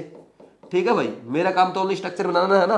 तो ऐसे ही एक्रोलिन का स्ट्रक्चर आपका ये बनता है CHO CH2 CH double bond CH CHO ये वाला। और टोलिन तो IIT में पूछा हुआ है, बहुत सारे स्टूडेंट इसमें मिस्टेक करते हैं। देखो मिस्टेक क्या करते हैं, इधर देख लो, इसमें क्या आएगा, ये ऐसे आएगा। देखो यहाँ पे सारे काउंट कर देते हैं बच्चे, लेकिन ये वाले हाइड्रोजन काउंट करना भूल जाते हैं। तो ये गलती आपको नहीं करनी है, इसको हमेशा ध्यान रखना है। ऐसे करते हैं, समझ आ रही बात। तो क्या करोगे यहाँ पे अब काउंट कर लो भाई, 3 तो ये हाइड्रोजन के साथ सिग्मा बना रहा है, 4 सिग्मा ये, और फिर ये 5th 6 7 8 9 और 6 सिग्मा कौन बनाएगा, ये बेंजीन के कार्बन। तो टोटल कितने हो गए 15 सिग्मा (2) कितने पाई है 3 पाई। तो क्या आ जाएगा 5:1 का रेशियो है इनका, है ना। तो दोबारा काउंट कर लो, 3 ये और ये कितने हैं टोटल 6 ऐसे हाइड्रोजन वाले, एक कार्बन का और ये बाकी 5 हाइड्रोजन के, और ये कार्बन बेंजीन में 6 सिग्मा है। तो टोटल 15 सिग्मा हो गए और 3 पाई दिख रहे हैं आपको। ऐसे ही स्टाइरिन का एग्जांपल, स्टाइरिन कैसे बनता है, तो स्टाइरिन अगर आप बनाने की बात करेंगे, इसको थोड़ा सा और स्पेस बना लेते हैं। यहां देखो स्टाइरिन आपका ऐसे बनता है, ये आपका स्टाइरिन है। अब इसमें आपको काउंट करने हैं, मैं नहीं बता पाऊंगा, ये स्टाइरिन है। ठीक, और इसमें आपको काउंट करने हैं, कर लो भाई। देखो 2 3 4 5 6 7 8, मतलब ये हाइड्रोजन बोल रहा हूं मैं अभी, ये हाइड्रोजन आएंगे यहाँ पे, ठीक है, ये हाइड्रोजन आएंगे। तो ऐसे काउंट कर लो, 2 और 3 और 4 5, और 5 हाइड्रोजन के कितने हो गए 10, और 6 क्या आ जाएंगे कार्बन वाले, तो 16 सिग्मा और पाई कितने आएंगे 4 पाई, ऐसे आएगा। नेक्स्ट है सैलिसाइलिक एसिड। सैलिसाइलिक एसिड का डायरेक्ट फॉर्मूला मैं लिख देता हूं। सैलिसाइलिक एसिड आपका ये रहता है OH और ये COOH, और यहीं पे अगर आपका यहां पे CHO लग जाए देन इट विल बी सैलिसाल्डिहाइड। ये OH फिनोल के ये CHO लग गया ऑर्थो पोजीशन पे, दिस इज सैलिसाल्डिहाइड। तो ये आपका काम है कैलकुलेट करना, कर सकते हो ना इजीली। एक बार फिर भी मैं बोल देता हूं, इसमें कितने आएंगे 1 2 3 4 5 6 7, ठीक, और 6 ही आ जाएंगे कार्बन कार्बन वाले। कितने हो गए 8, सॉरी दोबारा काउंट करना पड़ेगा, 1 2 3 4 5 6 7 और 6 ये 13, और ये 1 कितना हो गया 14 15 16 सिग्मा और 4 पाई, ठीक। और इसमें कैलकुलेट कर लो ऐसे ही, इसमें 1 2 और ये ऐसे आ जाएंगे 7 और 6 ये 13 14 15 सिग्मा, और आपका यहाँ पे आएगा 4 पाई, ऐसे कैलकुलेट करते हैं। ये वाला क्वेश्चन है, इसमें कैलकुलेट करो, इसमें मिस्टेक करोगे आप, चाहे एक बार आप कैलकुलेट करके देख लो। क्यों मिस्टेक करोगे आप, ऐसे कैलकुलेट करोगे, ये यहाँ पे ऐसे हाइड्रोजन लगे हैं, यहाँ पे ऐसे हाइड्रोजन लगे हुए हैं, यहाँ पे हाइड्रोजन लगा, यहाँ पे हाइड्रोजन लगा, तो एक हाइड्रोजन जो आप भूल सकते हो वो मैं आपको बता देता हूँ, ये वाला हाइड्रोजन आपको नहीं भूलना है। बात समझ में आई, जो येलो से मैंने बताया, ये हाइड्रोजन बहुत सारे बच्चे भूल जाते हैं। तो ये देख लो कितने आएंगे, यहाँ पे ये एक बॉन्ड ये आ गया, और 2 ये आ गए, 3 2 5 2 7 2 9 10 और 1 11, और 6 बॉन्ड ऐसे कार्बन कार्बन वाले कितने हो गए 11 और 6 17 बॉन्ड हो गए, 17 सिग्मा और क्या बोलोगे 17 सिग्मा। दोबारा काउंट करें एक बार, कुछ गलती लग रही है मेरे को, सारे क्या कर रहे हैं 2 4 6 8 और 2 10 और 11 और 6, ठीक है, 17 सिग्मा और 1 पाई आएगा, ठीक। ऐसे इसमें कैलकुलेट करने हैं।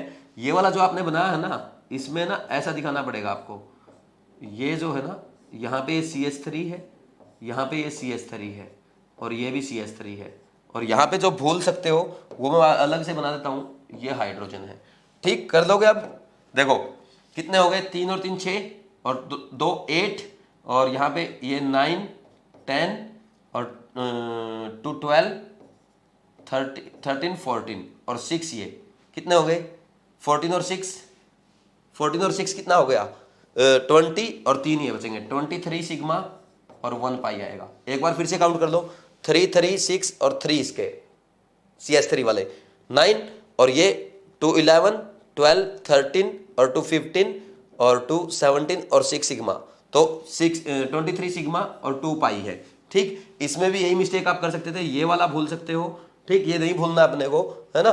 और यहाँ पे 2 हाइड्रोजन के बॉन्ड ऐसे, ये हाइड्रोजन का बॉन्ड, ये हाइड्रोजन का बॉन्ड, ये हाइड्रोजन का बॉन्ड और ये हाइड्रोजन का बॉन्ड।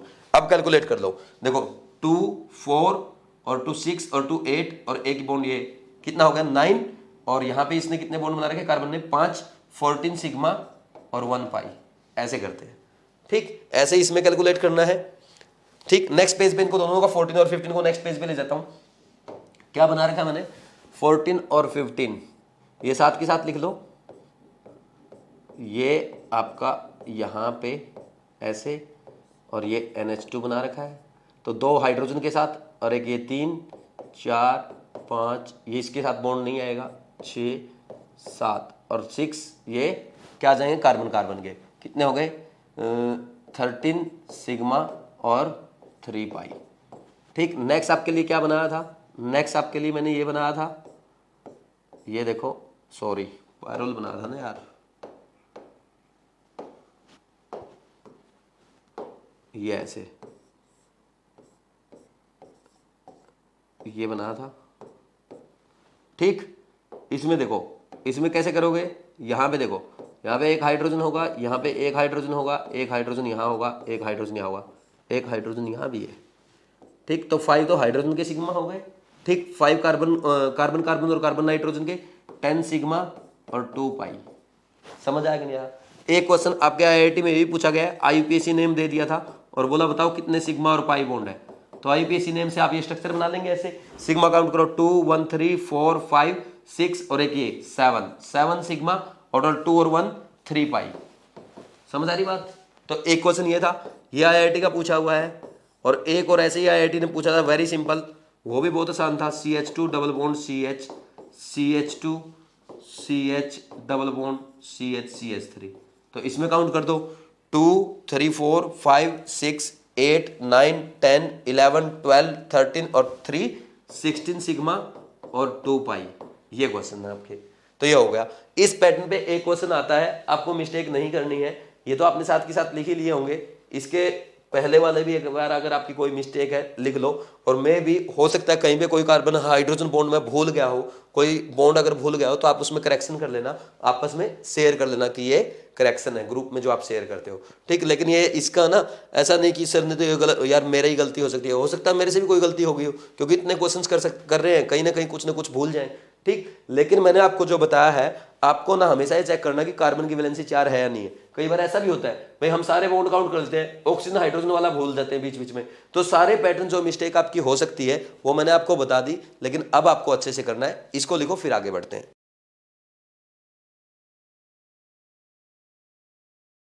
अब नेक्स्ट देखो, अपना थोड़ा सा लेक्चर बचा है जिसमें हमें ओनली बेसिक चीजें जो बची हुई है ऑर्गेनिक केमिस्ट्री की, हम बेसिक पढ़ रहे हैं, वो भी कंप्लीट कर लेते हैं। तो इसमें देखो type of carbon and hydrogen, बहुत आसान है, देखना कैसे करते हैं भाई। सबसे पहला लिखो type of carbon and hydrogen, एक साथ कर लेंगे सारे, है ना। तो सबसे पहले हम लिखते हैं प्राइमरी कार्बन, ठीक। ये इसको हम 1 डिग्री कार्बन भी बोल देते हैं, सिंपल इजी वे में 1 डिग्री कार्बन लिखते हैं। देखो when carbon is attached to only 1 carbon then it is known as primary carbon या 1 डिग्री कार्बन, ठीक। अब बात आती है प्राइमरी हाइड्रोजन यानी 1 डिग्री हाइड्रोजन किसे कहेंगे? When hydrogen is attached to 1 degree carbon is called primary hydrogen, ठीक। नेक्स्ट है सेकेंडरी कार्बन, बहुत आसान है, अभी एग्जांपल से और जल्दी समझ में आ जाएगा, साथ के साथ ये डेफिनेशन जो है इनकी लिख लो।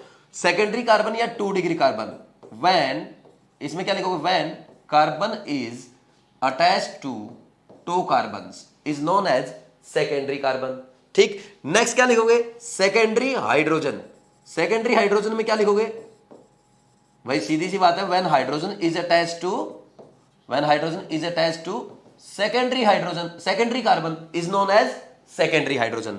नेक्स्ट इज टर्सरी कार्बन, या ऐसा बोल दो 3 degree carbon, when carbon is attached to, क्या बोलोगे? 3 carbons is known as tertiary carbon.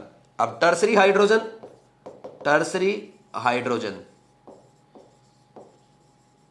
क्या लिखो?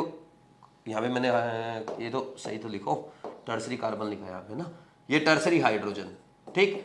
When hydrogen is attached to tertiary carbon या 3 degree carbon is known as 3 degree hydrogen या टर्सरी हाइड्रोजन, ठीक। इतनी सिंपल चीजें क्यों पढ़ा रहे हो सर? हमें सब आता है, मैं जानता हूं, लेकिन इनका यूज लूंगा ना जब आगे जाके मैं, तब पता चलेगा कितना आता है ना। अब तो लिख लो बस चुपचाप साथ के साथ।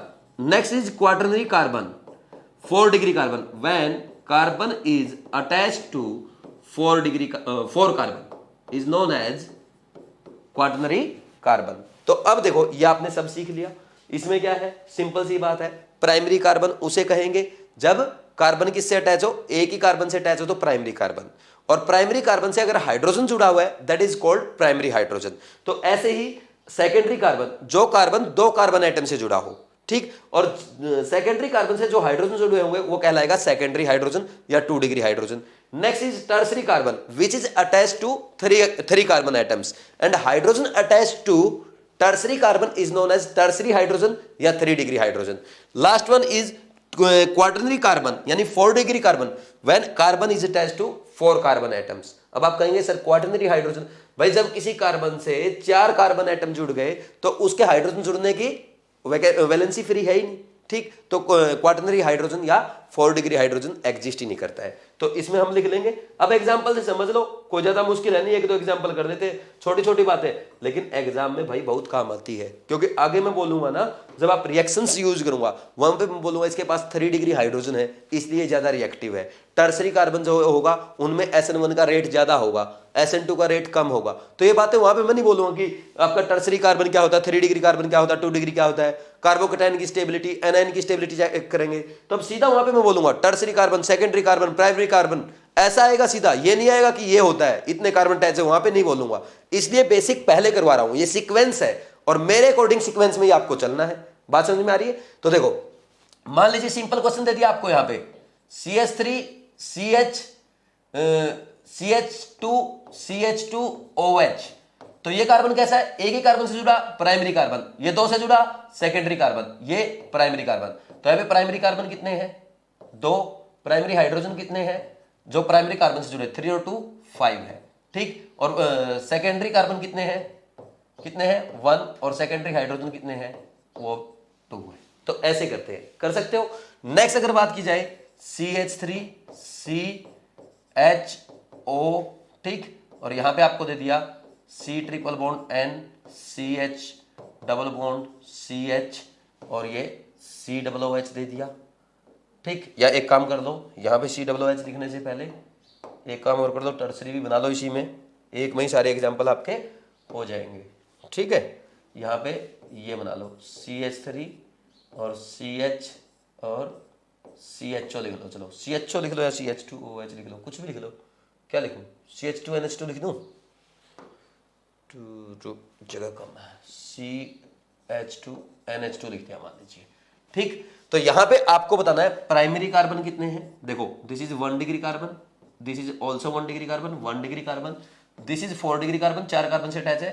ये 2 डिग्री कार्बन है, ये भी 2 डिग्री कार्बन है, ये 3 डिग्री कार्बन है, ये 1 डिग्री कार्बन है, 1 डिग्री कार्बन। तो 1 डिग्री कार्बन कितने नजर आ रहे हैं? 1 2 3 4 5। तो 1 डिग्री हाइड्रोजन कितने होंगे यहाँ पे? 1 डिग्री हाइड्रोजन बोलो, 3 4 और 8 और 2 10, ये 10 है, ठीक। अब सेकेंडरी कार्बन बोलना, सेकेंडरी कार्बन कितने हैं? यहाँ पे ओनली 2 है। तो और सेकेंडरी हाइड्रोजन कितने हैं? वो भी 2 ही है, ठीक। टर्सरी कार्बन बोलो, यहाँ पे कितने हैं? टर्सरी कार्बन कितने हैं? एक ही है। और टर्सरी हाइड्रोजन कितने हैं? एक ही है। नेक्स्ट, क्वाटरनरी कार्बन कितने हैं? एक ही है भाई। समझ आई बात? ऐसे करते हैं, ठीक। यहां पे मान लीजिए आपको ऐसा दे दिया जाए क्वेश्चन, ये दे दिया मान लीजिए, जैसे ये आपको दे दिया, ठीक। और यहां पे ये दे दिया और ये दे दिया, ठीक। OH दे दिया और यहां NH2 दे दिया, ठीक। अब इसमें पूछ रहा है primary secondary tertiary carbon hydrogen बताओ। तो आपको यहां पे लिखना पड़ेगा कौन सा प्राइमरी। देखो, ये कार्बन किसी से जुड़ा, प्राइमरी, दिस इज टर्सरी, 3 से जुड़ा है, this is tertiary, this is secondary, this is tertiary, this is secondary, this is primary, this is primary, this is secondary. क्योंकि नहीं, सॉरी टर्सरी है ये, 3 कार्बन से जुड़ा ना भाई, ये तो 1 2 3 tertiary carbon, this is primary carbon and this is secondary carbon, 2 he carbon से जुड़ा है इससे और इससे, ठीक। ऐसे चेक करने रहते हैं आपको। आपसे यहां पे एग्जामिनर ये भी पूछ सकता है कि यहां पे ऐसे कितने प्राइमरी हाइड्रोजन है जो डायरेक्ट टर्सरी कार्बन से जुड़े हैं, ऐसे क्वेश्चंस भी पूछ सकता है। ऐसे कितने सेकेंडरी हाइड्रोजन है जो ओनली प्राइमरी कार्बन से जुड़े हैं, ऐसे भी पूछ सकता है, ठीक। तो अब देखो, ऐसे आपको करना पड़ेगा समझ के एक एक चीज को। यहां पे आपसे प्राइमरी कार्बन पूछ रहा है, तो प्राइमरी कार्बन आप बता दोगे कितने हैं? 1 2 3 4। ये देखना, यहाँ पे सेकेंडरी लिख दिया मैंने, ये मिस्टेक कर रखी, देखो यहाँ पे प्राइमरी लिख रखा है, सेकेंडरी आएगा यहाँ पे, ध्यान देना, क्योंकि इधर भी कार्बन से जुड़ा है, इधर भी कार्बन से जुड़ा है, ये ध्यान रखना इन बातों का, है ना। तो देखो, प्राइमरी कार्बन कितने हैं? 1 2 3 4, ओनली 4 है, 4 कार्बन। और ये क्या है? तीनों के CH3 ग्रुप है, यहाँ भी CH3। तो टोटल 1 डिग्री हाइड्रोजन कितने आएंगे? 12 आ जाएंगे। ऐसे ही अब सेकेंडरी कार्बन की बात कर लो। सेकेंडरी कार्बन में यहाँ पे कितने हैं? एक तो ये रहा, इससे एक हाइड्रोजन जुड़ा हुआ है, एक ये रहा और इससे 2 हाइड्रोजन जुड़े, CH2 ग्रुप है यहाँ पे, और ये रहा, इससे कोई हाइड्रोजन जुड़ा और इससे भी कोई हाइड्रोजन जुड़ा। तो टोटल कितने हैं? 1 2 3 4। तो 4 कार्बन है और हाइड्रोजन एक तो इससे जुड़ा है और 2 इससे जुड़े हैं, तो 2 डिग्री हाइड्रोजन भी आपके 4 है, ठीक। नेक्स्ट है टर्सरी कार्बन। तो टर्सरी कार्बन की बात कर लो, 1 2 3 4 टर्सरी कार्बन 4 है, 4 टर्सरी कार्बन है और ओनली एक ये ऐसा है जिसके हाइड्रोजन जुड़ा है, बाकी ना इसके जुड़ा हुआ, ना इसके जुड़ा हुआ, ना इसके जुड़ा हुआ, वैलेंसी सबकी पूरी है, टर्सरी हाइड्रोजन आपका 1 है। समझ आया कि नहीं? तो ऐसे क्वेश्चंस करने रहते हैं, कर लोगे? ये बहुत इंपॉर्टेंट है। आपसे पूछेगा कितने टाइप के प्रोडक्ट बन सकते हैं, फिर वहां पे मैं बोलूंगा प्राइमरी हाइड्रोजन हटा के इतने टाइप के बना सकते हैं, ये अलग टाइप। देखो ये भी मैं आपको बताऊंगा आगे जब आपको सिखाऊंगा ना आगे। देखो ये अलग टाइप का हाइड्रोजन है, प्राइमरी हाइड्रोजन है, और ये प्राइमरी हाइड्रोजन अलग टाइप का है, क्योंकि इसका हाइड्रोजन हटा के यहां पे अगर कोई फंक्शनल ग्रुप लगाओगे ये अलग टाइप का ग्रुप बनेगा, और यहां पे प्राइमरी हाइड्रोजन से हटा करके बनाओगे ये अलग अलग टाइप का बनेगा, क्योंकि ये प्राइमरी हाइड्रोजन 3 डिग्री से जुड़ा है और ये प्राइमरी हाइड्रोजन 2 डिग्री से जुड़ा है। डिफरेंस है, ये बहुत बड़ा डिफरेंस है, यही क्वेश्चन एग्जाम में पूछे जाते हैं। ठीक, ये इसलिए आपको समझना जरूरी है कि प्राइमरी कार्बन, जैसे यहां पे ये प्राइमरी कार्बन अलग है, ये प्राइमरी कार्बन अलग है, क्योंकि ये primary carbon only primary carbon से सेकेंडरी कार्बन से जुड़ा है, ये सेकेंडरी कार्बन से भी जुड़ा है और OH से भी जुड़ा हुआ है। तो ऐसे डिफरेंस आ जाता है, देखना पड़ेगा अपने को कितने टाइप के सेम है, कितने टाइप के डिफरेंट है। जैसे मान लीजिए आपको ये पूछ लिया जाए, यहां पे ये मान लीजिए पूछ लिया जाए, यहां पे मान लीजिए मैं ऐसे पूछता हूं आपको CH3 CH2, ठीक, ये प्राइमरी कार्बन है, ये प्राइमरी कार्बन है, ये प्राइमरी कार्बन है, ये प्राइमरी कार्बन है, ये दोनों प्राइमरी कार्बन एक टाइप के क्योंकि डायरेक्ट टर्सरी से जुड़े हैं, लेकिन ये प्राइमरी कार्बन अलग है, ये टर्सरी से जुड़ा है, और ये भी अलग है क्योंकि ये है जुड़ा टर्सरी से है, लेकिन ये सेकेंडरी है ना। ये क्या है, ये आपका, ये क्या है, sp2 हाइब्रिडाइज है, वो sp3 है। तो ऐसे डिफरेंस आ जाता है, ये समझना बहुत जरूरी है। यहां पे इनसे आइसोमर्स कैसे बनते हैं, कितने प्रोडक्ट बन सकते हैं, वो क्वेश्चन बनेंगे, इसलिए एक एक चीज इतने ध्यान से समझा रहा हूं आपको। समझ आ रही है ना मेरी बात? कभी भी आपको ये देखना पड़ेगा कि एक कार्बन कौन से कार्बन से जुड़ा हुआ है, प्राइमरी कार्बन सेकेंडरी से जुड़ा है, टर्सरी जुड़ा है, ये एक एक चीज आपको सीखनी पड़ेगी। प्राइमरी कार्बन टर्सरी से जुड़ा है या किससे जुड़ा है ना, प्राइमरी कार्बन या सेम सेकेंडरी से जुड़ा है या कोई अलग टाइप का सेकेंडरी कार्बन वहां पे है, ये भी आपको देखना जरूरी है। ये जरूरी नहीं है कि प्राइमरी टर्सरी, जैसे ये टर्सरी और ये टर्सरी दोनों में इनमें भी डिफरेंस है, तो इस टर्सरी से जुड़ा हुआ है, इस टर्सरी, अगर मान लीजिए मैं यहाँ पे भी CH3 ऐसा ही कर देता, अगर यहाँ पे भी CH3 होता तो ये भी, ये इस टर्सरी में और इस टर्सरी में भी डिफरेंस है। समझ आ रही है मेरी बात? तो आप ये नहीं बोल सकते ये CH3 और ये CH3 सेम, ये दोनों डिफरेंट है, क्योंकि ये अलग टाइप का टर्सरी है, ये अलग टाइप का टर्सरी है। एक एक चीज अपने को देखनी पड़ती है। बात समझ में आ रही? लिखो इसको, फिर और आगे बढ़ते हैं। नेक्स्ट लिखो टाइप ऑफ एल्कोहल।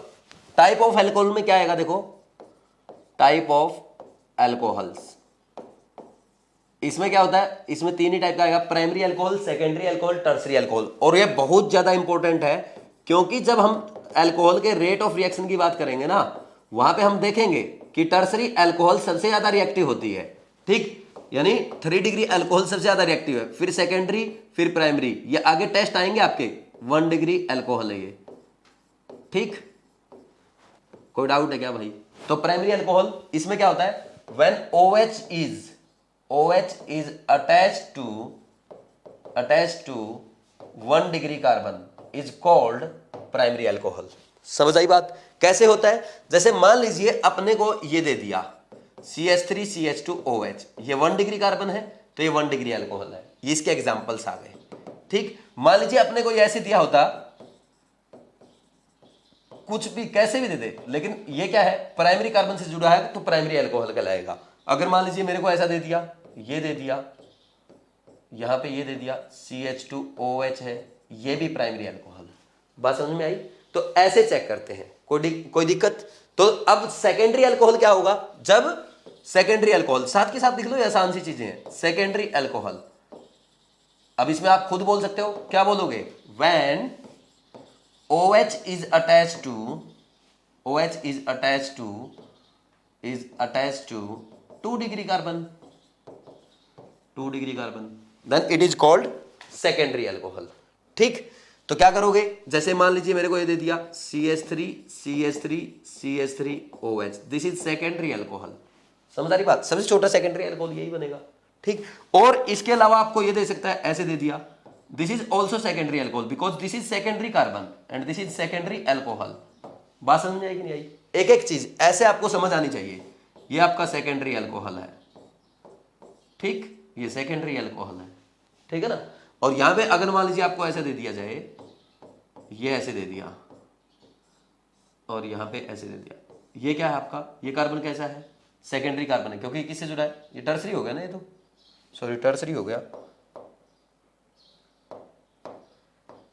इसको ऐसे लिखो, ये वाला अल्कोहल, ये सेकेंडरी कार्बन से जुड़ा है, ये सेकेंडरी अल्कोहल है, ऐसे करना है, ठीक। Next similarly tertiary alcohol, tertiary alcohol, या ऐसा बोल दो 3 डिग्री अल्कोहल। क्या, 3 डिग्री अल्कोहल। क्या बोलोगे, when OH group is attached to 3 degree carbon, ठीक, that is called tertiary alcohol. तो टर्सरी अल्कोहल कैसे बनाओगे, ये सबसे छोटा टर्सरी अल्कोहल है, this is called tertiary butyl alcohol. Sir ये आप कैसे बोलते जा रहे हो, मैंने आपको अभी सिखाया नहीं, मैं सिखाऊंगा, इसकी टेंशन नहीं लेनी है, मैंने कैसे बोल दिया टर्सरी ब्यूटाइल अल्कोहल, नेम लिखना भी सिखाऊंगा मैं आपको, ठीक। तो और आ जाए आपका, जैसे ये आ गया, यहाँ पे ये आ गया, ये टर्सरी अल्कोहल है, ये भी 3 डिग्री अल्कोहल, ये भी 3 डिग्री अल्कोहल। और मान लीजिए आपका ऐसे आ जाता, ये आ गया आपका, ये आपका टर्सरी अल्कोहल है, समझ आ रही बात। तो ऐसे अपने को करने हैं, लेकिन टेंशन बिल्कुल भी नहीं लेनी है, जैसा मैं आपको सिखा रहा हूं वैसे सीखने हैं। अच्छा एक बात देखना, अगर कैसा भी दे रखा है, ये दे दे, मान ले ये दे दिया, यहां पे ये कैसा है, ये भी प्राइमरी अल्कोहल है, क्योंकि ये तो प्राइमरी कार्बन है ना, इससे जुड़ा है, प्राइमरी अल्कोहल है, ठीक। ये ध्यान रखना है, बस आपको तो देखना है OH ग्रुप जैसे ही कार्बन से जुड़ा है वैसा ही अल्कोहल, प्राइमरी कार्बन से जुड़ा है प्राइमरी अल्कोहल, सेकेंडरी कार्बन से जुड़ा है सेकेंडरी अल्कोहल, टर्सरी कार्बन से जुड़ा है टर्सरी अल्कोहल, और क्वाटरनरी अल्कोहल नहीं हो सकता, क्योंकि क्वाटरनरी कार्बन वो होगा जो 4 कार्बन से जुड़ा हो, और कार्बन आपके मैक्सिमम 4 ही बॉन्ड बना सकता है। ये बात अपने को समझ में आती है, इसको लिखो फिर और आगे बढ़ते हैं।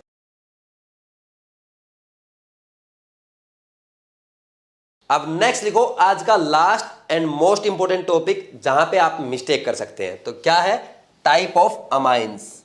टाइप ऑफ अमाइंस, सबसे पहले आपने पढ़ा type of carbon and hydrogen, फिर हमने पढ़ा टाइप ऑफ अल्कोहल, अब टाइप ऑफ अमाइंस। तो सबसे पहला इसमें लिख लो प्राइमरी अमाइंस, प्राइमरी अमाइंस, या इसको और क्या लिख सकते हो, 1 degree amine.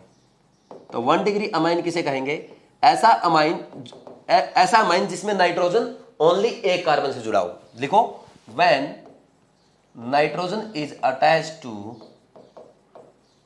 To only 1 carbon, एक ही कार्बन से जुड़ा हो बस, ठीक। एग्जाम्पल, जैसे मान लीजिए ये दे दिया जाए आपको CH3NH2, ये 1 डिग्री अमाइन है आपका, ऐसे दे दिया जाए CH3NH2, ये भी आपका 1 डिग्री अमाइन है, क्योंकि नाइट्रोजन ओनली एक ही कार्बन से जुड़ा है, ठीक। नेक्स्ट ये दे दिया जाए आपको, भले ही कार्बन टर्सरी है, लेकिन नाइट्रोजन कितने कार्बन से जुड़ा है, एक कार्बन से, so it is primary amine, ठीक। तो यहां पे अगर आपको ऐसे दे दिया जाए, this is also primary amine. अगर आपको ये दे दिया जाए एनिलीन, एनिलीन भी किसका केस है, आपका प्राइमरी अमीन का केस है, क्योंकि नाइट्रोजन ओनली एक ही कार्बन से जुड़ा हुआ है, इसलिए बहुत इंटरेस्टिंग हो जाता है यहां पे आगे, ठीक। Next is secondary amines. Secondary amines चाहो तो आप साथ के साथ लिख सकते हो, नहीं तो बाद में लिख लेना अगर आपको पहले समझना है। सेकेंडरी अमाइन किसे कहेंगे भाई, इसमें क्या हो जाएगा, when nitrogen is attached to 2 carbon, when nitrogen is attached to 2 carbon, तो then it is called secondary amine. जैसे मान लीजिए यहां पे मैं ऐसे लिख दूं CH3NH, ये इसका एग्जांपल है, ये सेकेंडरी अमाइन है, बात समझ में आई। नेक्स्ट है, और भी एग्जांपल आपके हो सकते हैं, कोई भी एग्जांपल ले आओ अब आप, ठीक, कैसा भी एग्जांपल ले लो, बस बात ये है कि नाइट्रोजन किससे जुड़ा हो, ओनली 2 कार्बन से जुड़ा हो, सेकेंडरी अमाइन, ठीक। ऐसा एग्जांपल आपको दे दे, this is also secondary amine, कर सकते हैं ऐसे, ठीक। इसमें अपने को कोई डाउट नहीं होना चाहिए, समझ आ रही बात। नेक्स्ट इसके बाद अगर बात की जाए, बस आपको ध्यान रखना है कि जहां पे 2 कार्बन से जुड़ा है वो secondary amine. Third is tertiary amine, tertiary amine बोल दो, या आप यहां पे क्या बोल सकते हो, 3 डिग्री अमाइन बोल दो। तो इसमें क्या बोलोगे, when nitrogen is attached to 3 carbon, attached to 3 degree carbon, sorry 3 degree 3 carbon, 3 carbon atom, ऐसा बोल दो बल्कि, ठीक। समझ आई बात? कैसे? सबसे पहला सबसे छोटा प्राइमरी अमाइन आपका ये आएगा, टर्सरी अमाइन आपका ये आएगा, यानी इसमें मिनिमम कितने कार्बन होंगे? 3, 3 डिग्री अमाइन आ गया। और भी आप चाहे अब तो कितना ही बना लो, ठीक। यहाँ पे मान लीजिए, इसको सही से बनाता हूँ दोबारा, जैसे यहाँ पे मान लीजिए ये बना दिया आपको, ये आपका क्या है? टर्सरी अमाइन है, 3 कार्बन जुड़े हुए हैं, ठीक। कैसे भी एग्जामिनर आपको यहाँ पे दिखा सकता है, वो उस पर डिपेंड करता है कि एग्जामिनर आपसे कैसे क्वेश्चन पूछ रहा है।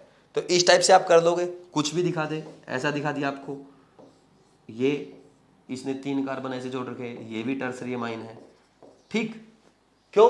क्योंकि अब देखो कितने इंपॉर्टेंट है ये। जब मैं बेसिक स्ट्रेंथ बोलूंगा, पढ़ाऊंगा आपको, तो मैं ये बोलूंगा 3 डिग्री अमाइन मोस्ट बेसिक, फिर सेकेंडरी अमाइन, फिर प्राइमरी अमाइन, और NH3 सबसे कम बेसिक, ठीक। ये ऑर्डर जब मैं सिखाऊंगा आपको, वहां पे मैं बार बार नहीं बताऊंगा कि ये प्राइमरी अमाइन है, सेकेंडरी अमाइन है, सीधा बोलूंगा बस, ठीक। जब मैं GOC 1 पढ़ाऊंगा ना, वहां पे नहीं बोलूंगा ये आपको कि प्राइमरी अमाइन क्या होता है, सेकेंडरी अमाइन क्या होता है, टर्सरी अमाइन क्या होता है, क्योंकि मैंने पढ़ा दिया आज, दोबारा रिपीट नहीं होगा भाई। क्योंकि ऑर्गेनिक इतना बड़ा है, बार बार रिपीट करते रहना आप पढ़ ही नहीं पाओगे, ठीक।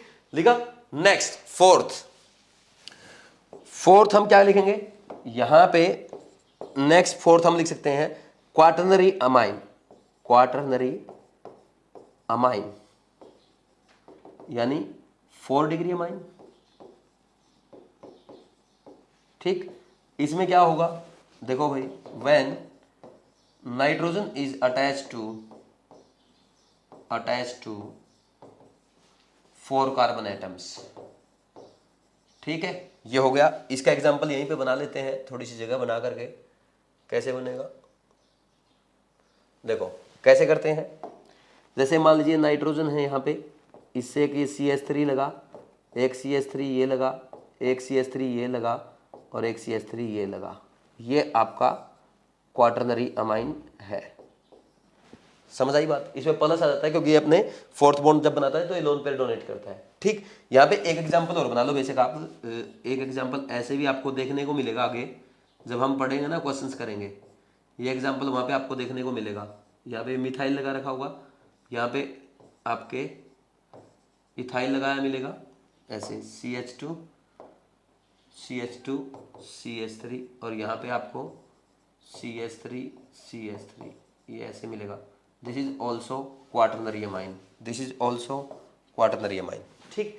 तो ये आपको करने थे। तो प्राइमरी, सेकेंडरी और टर्सरी अमाइन। एक बार फिर से बोल देता हूँ लास्ट कि प्राइमरी अमाइन क्या होते हैं? जब नाइट्रोजन किससे अटैच हो? ओनली एक कार्बन एटम से, तो प्राइमरी अमाइन। वो कैसा भी हो सकता है, ठीक। ओनली एक कार्बन एटम से अटैच होना चाहिए।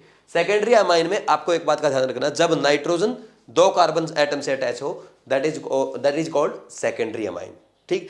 टर्सरी अमाइन में नाइट्रोजन 3 कार्बन एटम से अटैच होगा, और क्वाटरनरी अमाइन में नाइट्रोजन 4 कार्बन एटम से अटैच होगा। तो ये था आपका टाइप ऑफ अमाइंस। आज का लेक्चर आपका यहीं पे फिनिश होता है। आज हमने ओनली बेसिक चीजें करी। हो सकता है आपको बहुत सारी चीजें इसमें से आती हो, लेकिन मैंने अपना फर्ज पूरा किया है, आपको एक एक चीज सिखाई है। मैं यही मान करके पढ़ाऊंगा आपको, आप ऑर्गेनिक में बिल्कुल जीरो हो, क्योंकि ऑर्गेनिक का सीक्वेंस अगर आप एक ही टीचर से सीखें और उसी को फॉलो करें तो आप ऑर्गेनिक में बेस्ट बन सकते हैं। क्योंकि सबका अपना अपना पढ़ाने का स्टाइल अलग है, सबका प्रोसेस अलग है, सबका सीक्वेंस अलग है। तो आप मेरा ही सीक्वेंस फॉलो करेंगे, मेरे ही कोडिंग कर चलेंगे, तो आपको ज्यादा फायदा होगा। तो मुझे पूरी उम्मीद है जो जो बातें आज मैंने आपको लेक्चर में बोली है, आप उनको पूरा अच्छे से फॉलो करेंगे, रेगुलर मेहनत करेंगे, बड़ी ईमानदारी से, डेडिकेशन से लेक्चर्स को फॉलो करेंगे, और ज्यादा से ज्यादा क्वेश्चन प्रैक्टिस करेंगे। Thank you.